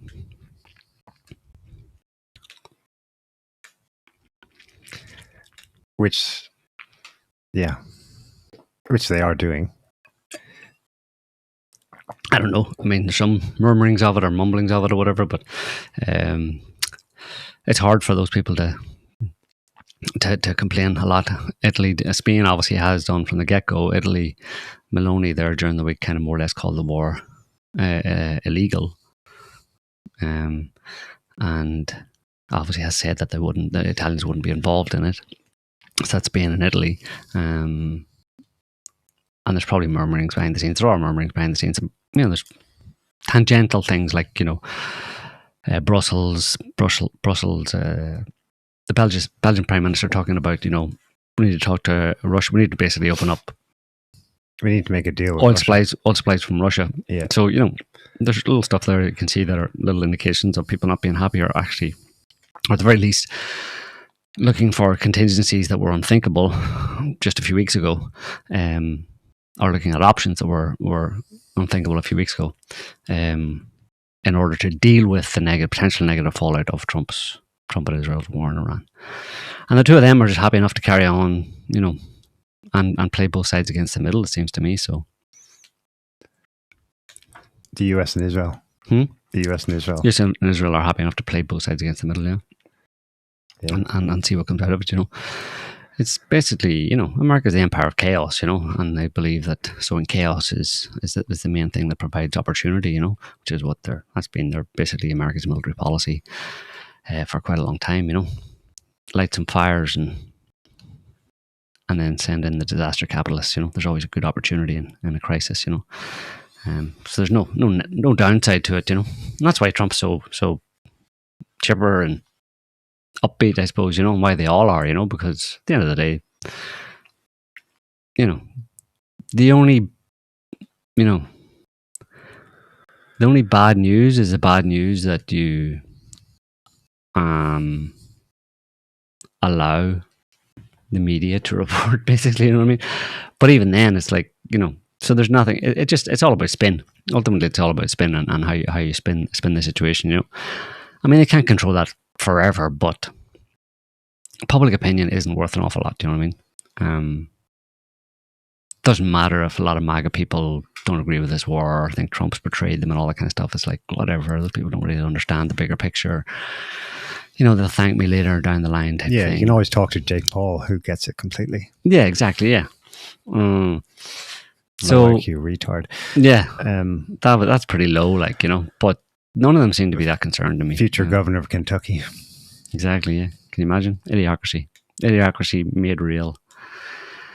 And meanwhile, it's the same pattern as before. Whenever there is something expansive from the empire of chaos, but Israel there's a simultaneous track where it's expanding its near abroad. Mm-hmm. So they've gone into Lebanon the big way after years really of softening them up with airstrikes. Yeah. I mean, all these things, any damage to stuff in the Middle East can be rebuilt. It's a dangerous game, but maybe they get off and playing these kind of dangerous games. I'm sure they do. The adrenaline. But, they're probably keeping a close eye on it. And like I said, they have a timeline where they let it go so far. They keep a watch on it and on economic output and how things are going on the Strait of Hormuz and how, different global economies, the price of oil, obviously, all that kind of stuff, price of natural gas, fertilizer. And I'm assuming if they're still rational enough that they'll pull back before things get too bad. Or it's going to take a few months to recover from this, but what's a few months? It's not a systemic crisis. It's not, I mean, and they'll refer back to COVID. Like, look at COVID. We shut down the whole world for months and months at a time. You know what I mean? And everybody's fine, right? Nobody died, right? There's no. Well, except whole for world didn't several collapse million who died, and all of the businesses got destroyed. And yeah, but aside from all that, that's irrelevant, though. Do you know what I mean? Really, I mean that really is irrelevant. Like, if you look at the world today, I mean, at least from their perspective, America again only looks at the American economy and where's the Dow. If the Dow's over 50,000, then it's all good. You know what I mean?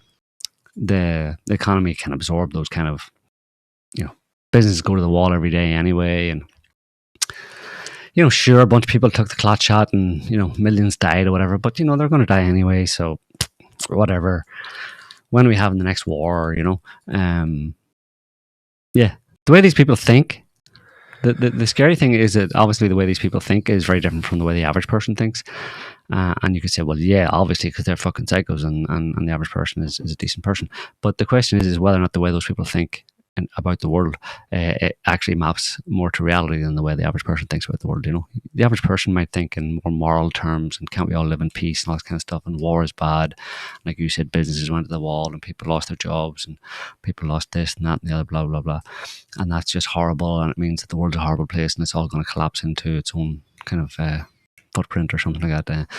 It's all just going to go to hell, That's the average person, because they look at it from that moral lens and think that the world's going to hell because of all these evil, bad things that are happening.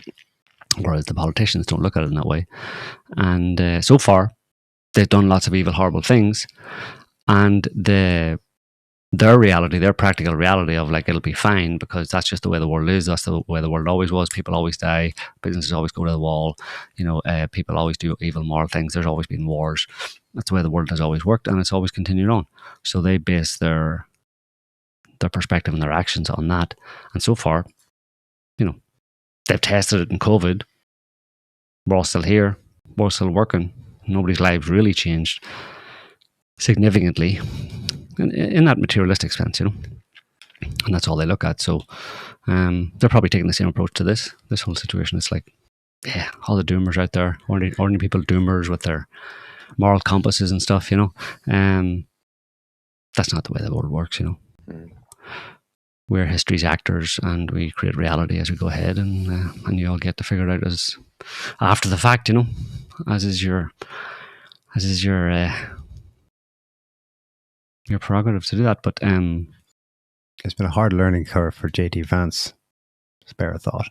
Yeah, why? When asked what he advised Trump regarding attacking Iran, he said, "I don't want to go to prison." Well, that's because he didn't want to say, because he would go to prison by revealing secret information. Yeah. But that's understood in those circles. You don't ordinarily articulate that to the public.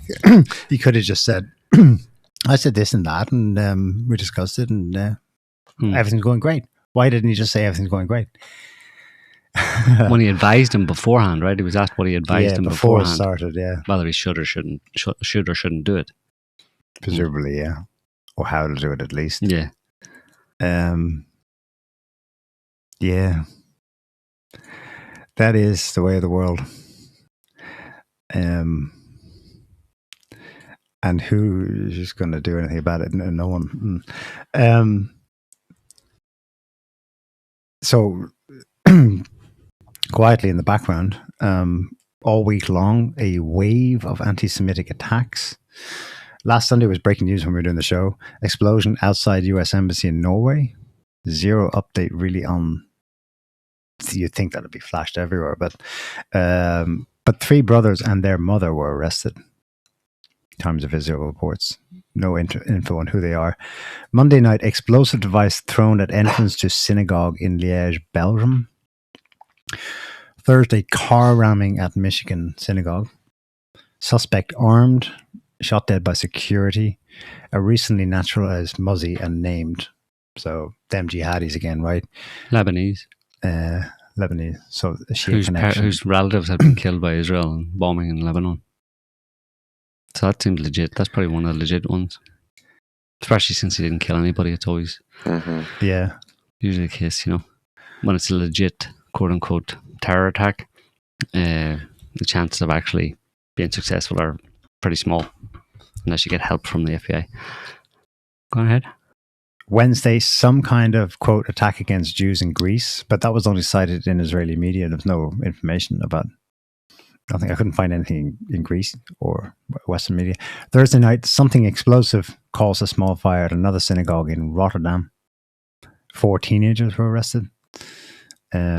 Probably, again, that could, I mean, these could just be like, get them Jews, you know, spontaneous, organic reactions from Muslim minorities in Western countries.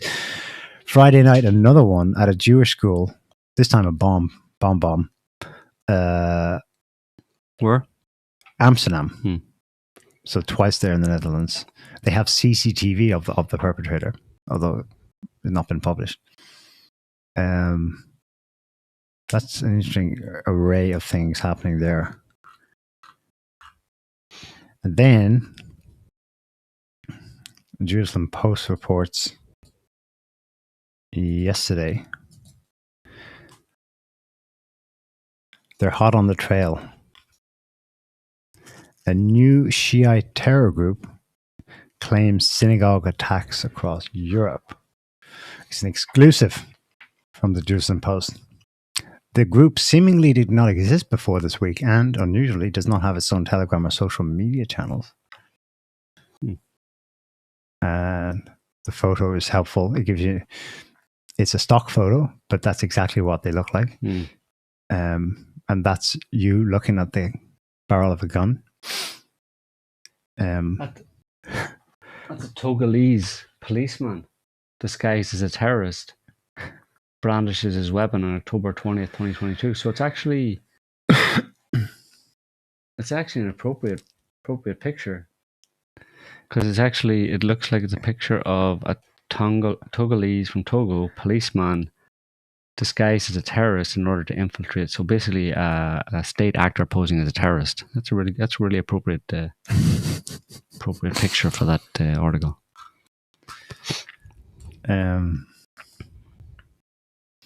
I linked from the report about the incident in Liège, Belgium.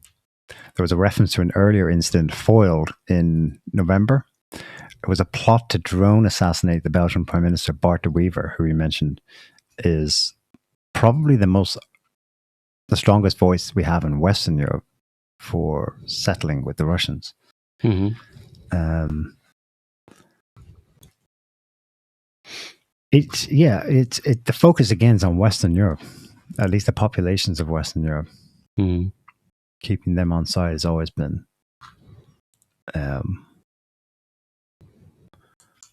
kind of front and center for public opinion, you know. Mm-hmm. Because I mean, they, like everyone else, is getting. You're seeing it on social media. I mean, the opinion polling for this war is not in their favor. No, it hasn't been. I mean, American Middle Eastern wars haven't been favorable in Europe for since the last 25 years, since 9/11, basically, or even before it, really.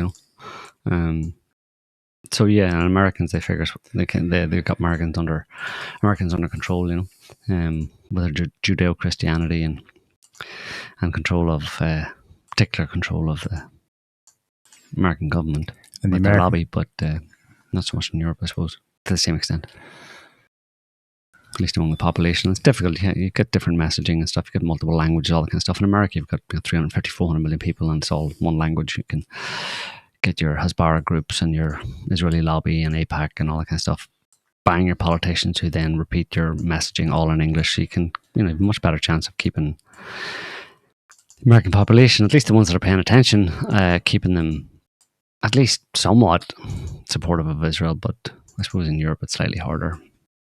So the better way to impact Europeans, I mean, because obviously support of Israel is synonymous with hating Muslims. So while you can't directly get people, let's say in Europe in particular, to support Israel, you can get them to hate Muslims, and then Israel benefits as a byproduct of that. So, and the way you get them to hate Muslims is to use blunt force instrument rather than messaging, because you have to do it in multiple languages, and there's different, it's just more complicated than it is in the US. So that's why you tend to have muzzy terror attacks in Europe. Speak to in a language they can understand. Yeah, that everybody understands, right? It's international language of being beaten over the head with a stick, or being shot in the head with a stick or something. And it's worked, because when it came down to it, this is crunch time. Let's say it's the last Islamic resistance to the whole project. The ideal was that the Westerner would just hear someone. Even though they're not even speaking Arabic, they're speaking Farsi. But hear someone speaking a similar sounding language, look the same way, have similar, black flags of resistance, citing the Quran, talking about avenging the dead of dead martyrs. The hope, the expectation, I think they're probably generally correct, was that if we soften this audience up for 30 years first, such that when it comes crunch time, they won't distinguish between the two. So that's the hope in the general population, and it remains to be seen quite how taken they were with all that, whether they've woken up from that or whether they simply go along with it passively. But you get a kind of an idea of how bad the situation is in this clip, where a guy did a vox pop in the European Parliament in Brussels. He went around with the camera asking some French government ministers who were present, and also MEPs, especially France's MEPs, if they could locate where Iran is on a map. On parle beaucoup de l'Iran. C'est où l'Iran? Non mais attendez, moi le 3 d'Hormuz c'est là. Mais c'est où l'Iran? Ben là. Et là c'est le 3 d'Hormuz. Mais où est l'Iran? Mais attendez, bon, ça va. Bon, un demi-point pour le ministre de l'Europe qui a eu le mérite de citer France's le Minister of Détroit Europe, who didn't know where it was. Vous voyez la carte là? Qu'est-ce que vous faites? Vous me faites peur. C'est où l'Iran? Alors attendez. Je crois que c'est là, non? Non, ça c'est la Bulgarie et c'est en Europe. Si vous me laissez faire Google. En attendant la réponse Google, nous Can allons you let laisser me avec Google? Fabienne She Keller, just ex-maire said. de Strasbourg. J'ai une The petite question. ex-mayor pour of ça. Vous allez voir, Strasbourg. j'ai une carte. Oui. C'est où l'Iran? L'Iran est là. Non, l'Iran ce n'est pas la Turquie, mais on se rapproche. Close. Turkey. Vous êtes rattrapé. Hein. Oui, je me suis rattrapée. Oh, she got a Autre second time. tentative Yeah. avec Marie Toussaint, tête de liste des écologistes. C'est où l'Iran? Yeah, the people he's asking, Hey. colleges, the Eco Party and stuff. C'est par là? Choisir. Non. C'est lequel? Je pense que c'est celui-là. Je suis pas sûre à 100%. Non, ça c'est l'Afghanistan. Ouais, c'est ça. Oui, Pakistan, Afghanistan. Bah, c'est par là, quoi. Quelque part par là, bon, on progresse. On continue avec un autre parlementaire français, David Cormand, eurodéputé depuis 7 ans. C'est où l'Iran? Aïe, aïe, aïe, aïe, aïe, ça y est, échec et mat. J'espère que je me cours pas par là. Non, ça c'est l'Arabie Saoudite. On débriefe avec l'eurodéputé. Comment explique-t-il qu'on ait eu autant de mauvaises réponses? Close enough. On n'a pas la science infuse, on fait ce qu'on peut. Il y a beaucoup de sujets sur lesquels on doit apprendre, et donc on n'est pas des encyclopédies sur pattes. On fait ce qu'on peut pour essayer d'être au courant des choses. Yeah. We're not walking encyclopedias. We can't know everything. We try to stay on top of things. That's a clever answer, but you see the problem with it. We're talking about foundational knowledge, basic geography, basic history. These people are, someone else has already pointed out, I think it was some Austrian politician, you know, all European politicians are ahistorical. She said there's one exception, someone who can actually talk to you about history is Boris Johnson. The rest don't talk about history because they don't have a clue about basics. So that's how bad. That's really bad. Here we are having a nuanced discussion where we're assuming everyone, all of us, and everyone listening has the foundations, and then we're trying to get in the weeds of a complex. The representatives don't know where it is, and the first guy they asked was a French of probably Algerian extraction. You saw his surname, Habad or something. He's from there. He's from the Muslim world. He doesn't know where. It's So the European people might be strongly anti-war, even anti-Israel, but their institutions are totally captured. That idiocracy it's very American. I mean, that type of thing of going and asking Americans where X is in the world. I mean, we know, but they're there. That guy was asking people on the street. You know, you can laugh at it, but you know, kind of understand it, given interest and not being informed by the media, lack of education, blah blah blah. But the people in the decision-making centers for Europe, 500 million people, don't know where Iran is. Well, I mean, there's I know four or five rungs. people there, and I don't know who the first girl was, or whatever, and those ecologists, the Eco Party, or whatever. None of them have ever been in power. I don't think, in a sense. Well, one of them was an ex-mayor of Strasbourg, in the middle or whatever, and then another one was a member of the. Yeah, I suppose it depends, you know. But yeah, you would think that all those people who would at least have been elected to public office would have a basic level, like you said, of geography. Well, it's the same thing with Tucker interviewing Ted Cruz and Tucker asking just very simple, basic questions of like, how many people live in Iran? And he didn't know. They don't care, yeah. And he doesn't care. That's really what it is. He doesn't care. Yeah. And that's because it's not important. Yeah. It goes to show you, like, he actually doesn't give a shit about any of them, despite how much he will say that he cares about the poor 15,000, 30,000, 80,000, 100 billion people who died in the protests against the regime. Right. He doesn't actually care. Because if you actually cared, then you would make a point of knowing a thing or two about the place. Mm-hmm. Yeah, you would have read up on it. You would have, you'd be able to talk about it, at least even if... The first guy they asked, Benjamin Haddad, is in the French government. He's a minister. He is? He's a minister for European affairs. Mm.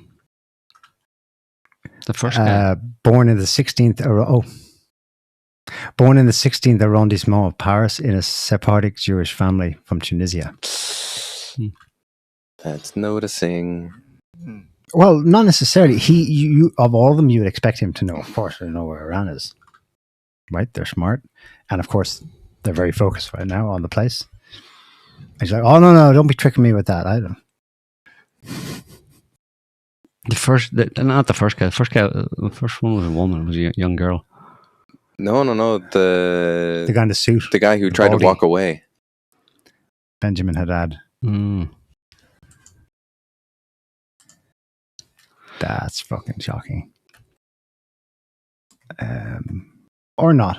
Putin said many years ago that European politics is completely captured by US. Like he had in mind the Soros networks, where they from universities through to selecting people for positions. But he was saying, we know what happens. Like the intelligence agencies they pick and groom people already when they're in university. Oh yeah. Well, he was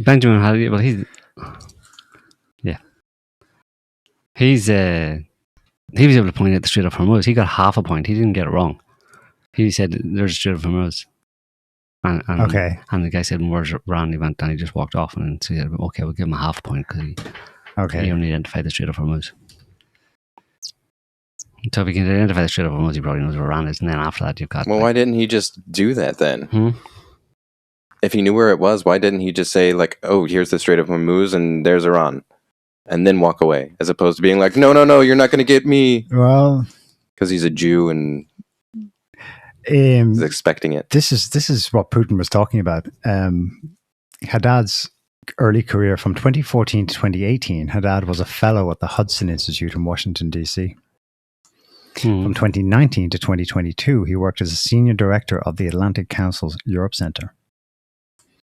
And then he's in Macron's government. There's a whole structure there that has basically US captured. I mean, von der Leyen's connections with the US are well known, but it's not just key select personnel. It's saturated through the whole thing.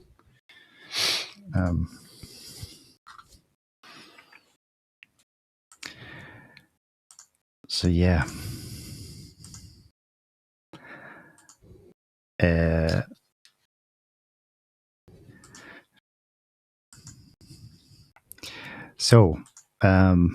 Netanyahu's still alive.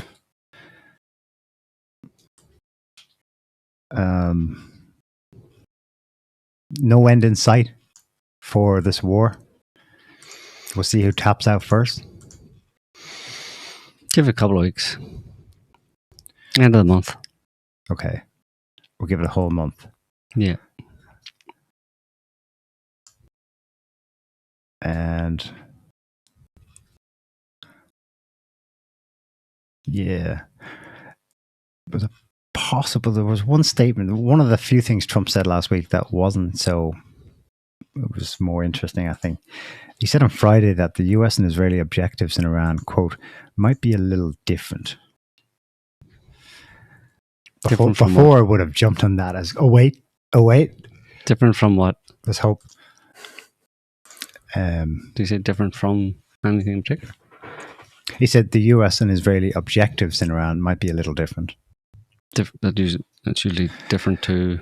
Their objectives, so what one wants to achieve. Well, from each other. Yeah. Ah. And then he quibbled. Maybe he realized he said something too much. He said, well, I think they might be a little different, I guess. They're a different country than we are. Just have to remind everybody of that, yeah. Just in case you thought we're like... Just in case anyone thinks we're joined to the hip. Yeah. in case you've got the wrong impression that that Israel runs America and vice versa. Here he is on he's talking on the Fox News, dissing the Iranians. Have a listen. And say, this is about ISIS. So, I mean, how do you get into the mindset of this? How do you stop it? They're sick people, and a lot of them were let in here. They shouldn't have been let in. Others are just bad. They go bad. Something wrong. There's something wrong there. So the genetics are not exactly. Well, they're not exactly your genetic. Well, it's one of those problems, Brian. It's a terrible thing, and it happens. And it happens too often. So bringing up to today, there's a lot of Iranians, over 700, over 1,700 came to our border over the 4 years of President Biden, over 700. So ISIS, Iran is ISIS, and their genetics, and a lot of them are let in. It's all just one big, soup of Muslim terrorism type thing. Just pile it all in. We've only got one bowl here of that's where we've put all our Muslim terrorism, and Iranians are Muslims, and we're at war with them, so they go into the same pot basically. So mix it all up, and you get Iranians, Iranians. I don't know, terrorism and stuff. That's what we're dealing with. And Trump said, it's the genetics, it's very sad, basically they're all handicapped, it's very sad to see them, they're all like, basically country like Iran, there's 90 million people with Down syndrome, and it's very sad to see them that way, but that's just the way that's what happens when you join ISIS. We're bombing their hospitals and schools. They're all mentally retarded, basically. So we're bombing them to free them from their mental retardation. Sounds like something Hitler, sir. That sounds like something Hitler would have said. Yeah, it's just sad. But, yeah. And Hitler was right, in that respect, about how everybody I don't like is mentally retarded. And therefore they should be bombed. At least that's what Trump seems to be saying.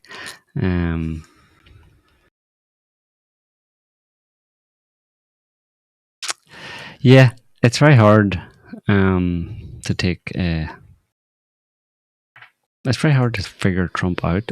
It's very hard to take him seriously, and as a result, to figure out what the hell he's talking about.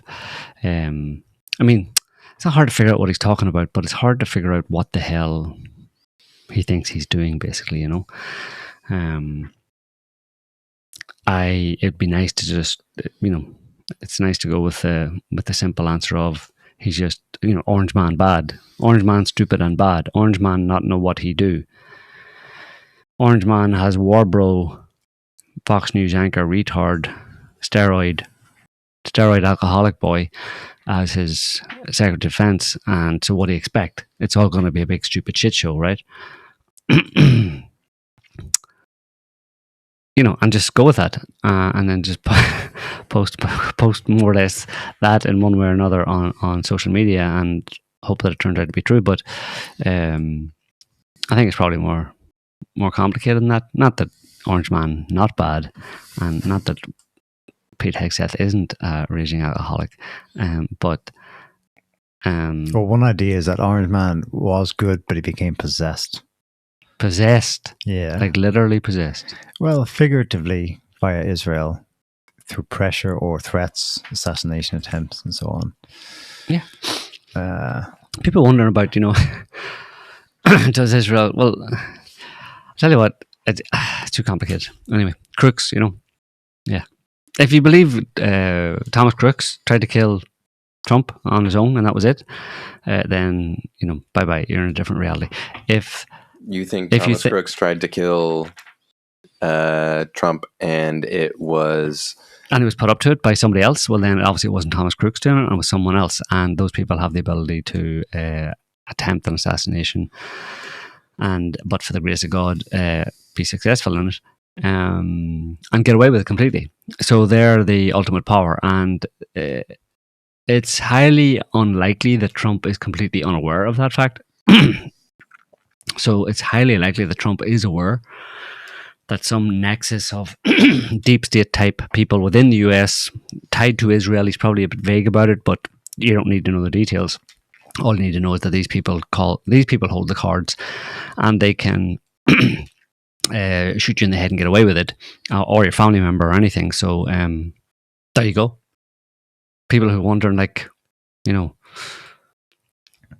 if you're able to go there, then you don't need to wonder anymore about why Trump is doing what he's doing. If your argument is why is he doing Israel's bidding? Well, because they're threatening to blow his head off, or kill his son Barron or something.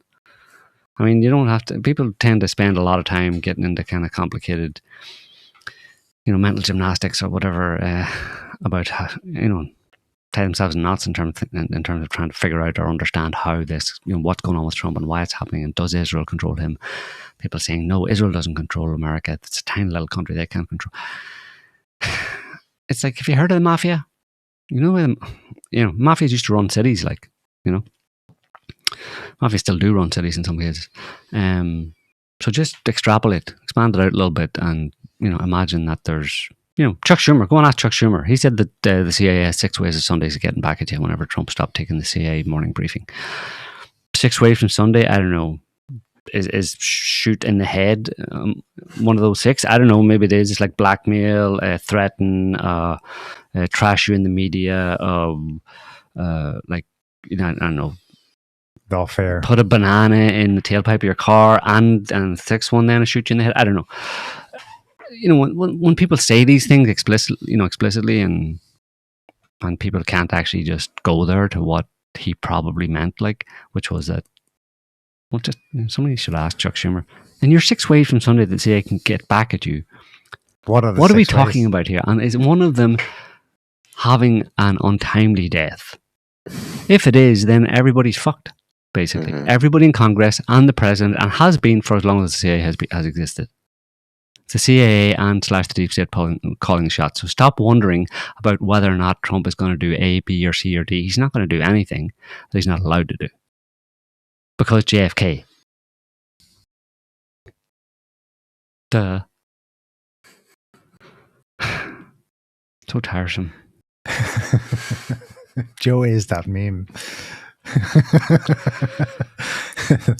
The worn out doomer is like, this is also tiresome. It's so obvious. I mean, that's the most, if you're going to enter into this, what's really going on, what's behind the scene, and if you allow for the idea that there's some kind of manipulative power that may be beyond the presidency or has influenced the presidency, if you're going to go there, then you don't have to go very far. JFK, he was the example. So there you go, it's done. You don't have to get any more complicated than that, and then you've got an answer to pretty much everything. But nobody wants that answer because they want to believe that Trump's going to save America and Trump's going to fight the deep state and drain the swamp, blah blah blah. And yeah, he's not. So because just accept it and move on. Get over it. Yeah. Well, the other side of that is, or the implication of that then is that there is no hope. There is nothing you can do. Yeah, exactly. That's why people don't want to go there. That's why they go through all sorts of permutations of mental gymnastics and all that kind of stuff, on permutations of different theories and ideas about how it happened, how, what's going on and who's doing what, and 4D chess and 5D chess and trust the plan and maybe this, maybe that. Because the obvious conclusion that's staring in the face and has been staring in the face since... that Marjorie Taylor Greene had 60s. To find out by actually going into Congress... Yeah. Was that there is no hope. There's nothing we can do. Yeah. This is all just a show and a rigged game. Yeah, pretty much. And it's going where it's going to go. And, although... So the hope actually is... There is hope. What is hope? What do you hope for? You hope for a solution to the problem. What is the problem? A bunch of evil psychopaths ruining my life. No. No. The problem is that not enough people know that there's a bunch of evil psychopaths plotting to ruin their lives. That's the problem. Not that they exist. It's that people don't know. That is the source of the problem. So the hope, obviously, therefore, remains that solution, because it probably is a solution one way or another, to the worst excesses of those evil people in positions of power, is that more and more people will be aware of it and fully aware of it and have it in a, understand it in a visceral way. If that happens, then the world could change, and that scenario, those people wouldn't be in position to power anymore. It's only while people are ignorant of that fact that things continue to get worse. And in fact, the reason they continue to get worse is because obviously less and less, fewer people, not enough people are aware of the evil psychopaths in position of power, and therefore the more they're able to entrench themselves in power and pull the world further down a darker path. But in that process of pulling the world down a darker path, they will have the effect of eventually waking more and more people up to the fact that things are really shit, and make them question about why that's happening, and maybe eventually make them come to the generalized conclusion that there's a bunch of evil assholes in positions of power. That's the only conclusion people will eventually be able to come to. And at that point, that's the job done. But until then, they have all this leeway because they keep shit testing the population. Well, we got away with that, and things fixed themselves. So let's just do it again. Yeah, do it again. Yeah, but you can see how it's bizarre, because it's almost like those are the good guys. The evil people are actually the good guys. Gotcha. Because they're teaching. Exactly. They're teaching. They're effectively, they're like, oh look, we just did some really evil shit and dropped it on the population, and they all went, okay, thank you. That's crazy. We should do more evil shit. And it's like, well, it depends what their motivation is. Well, their motivation can be just because we like doing more evil shit, because we like torturing people and stuff. But the smarter ones would be like, well, not the smarter ones, but someone observing that dynamic from the outside would say, well, look, whatever your motivation is for continuing to do more evil shit because people accepted the previous evil shit you did, the end result is that you're going to wake those people up. Because there's a limit to how much bullshit you can pass off on them before they start to smell a rat. So if you keep doing that, it's like you're actually trying to wake them up.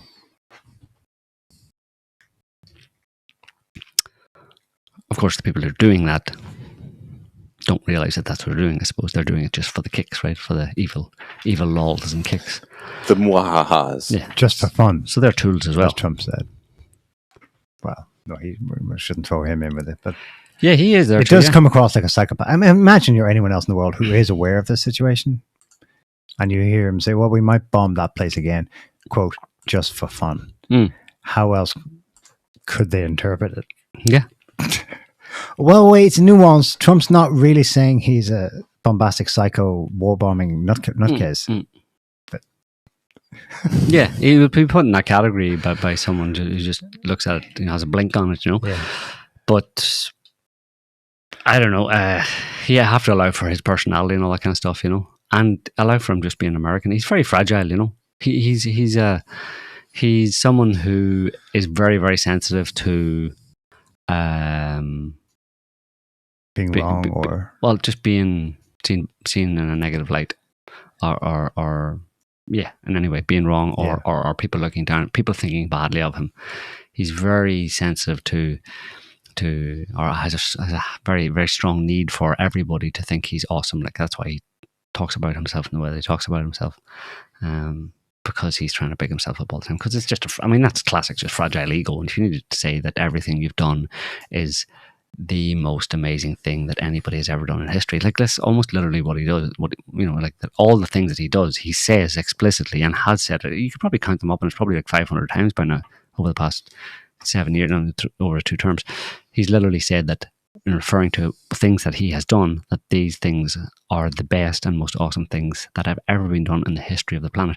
Somebody who talks like that, you're compensating for something, Nope, like, normal people don't talk like that, Yeah. People who are relatively secure in their own sense of self-worth and stuff don't need to say that kind of stuff, Don't need to say it publicly at every opportunity,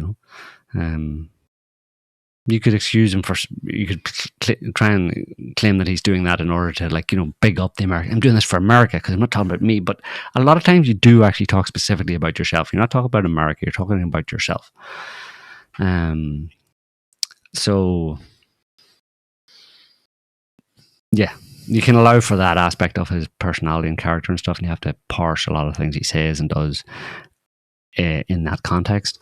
But still, it's just so much America. He's just the essential distilled essence of America. That's what happened. Someone distilled a load of, like, true blue American patriots and made Trump out of them. Like 1 million American patriots were boiled down and their essence was distilled, and thus Trump was created as the quintessential American, like a golden idol. Yeah, I was thinking earlier this week that Israel is surely approaching its truest Platonic form.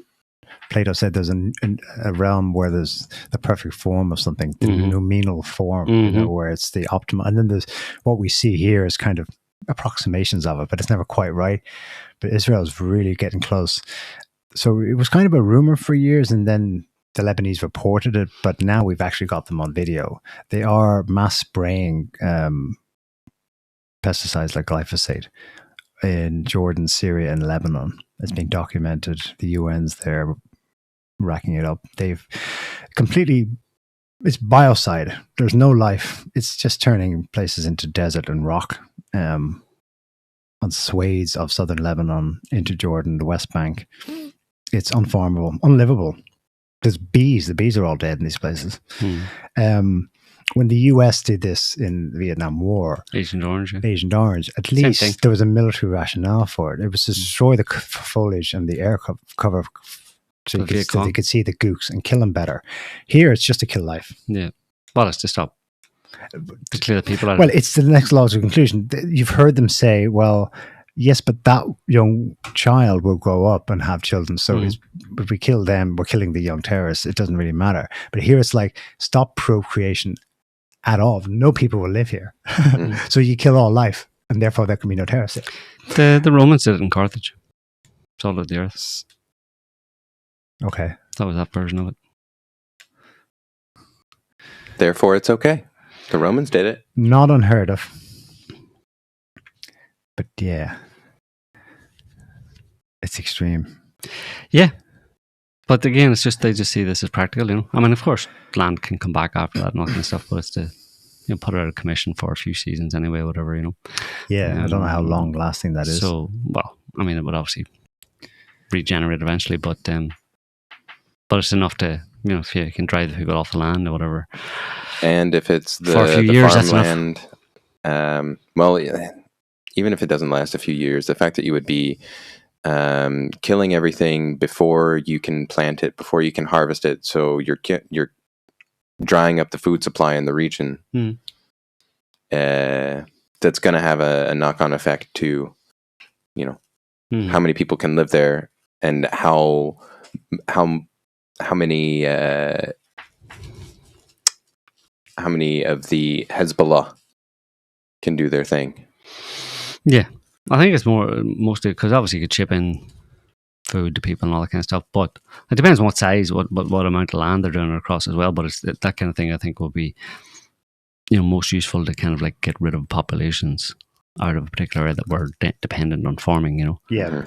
If it's farmland that there's significant farming activity in an area and you'd like to claim it as your own, let's say, then just get rid of the farmers, and like who's going to want to come, and nobody's going to come and just build on farmland, right? Or especially if it's been poisoned. Anyway, we'll leave it there for this week, folks. We hope you enjoyed the show. We will be back next week with another show, whatever bullshit's been going on between now and then. So until then, have a good one. See ya. Bye, all. Bye, everybody. See you next week. Can't stop the signal now.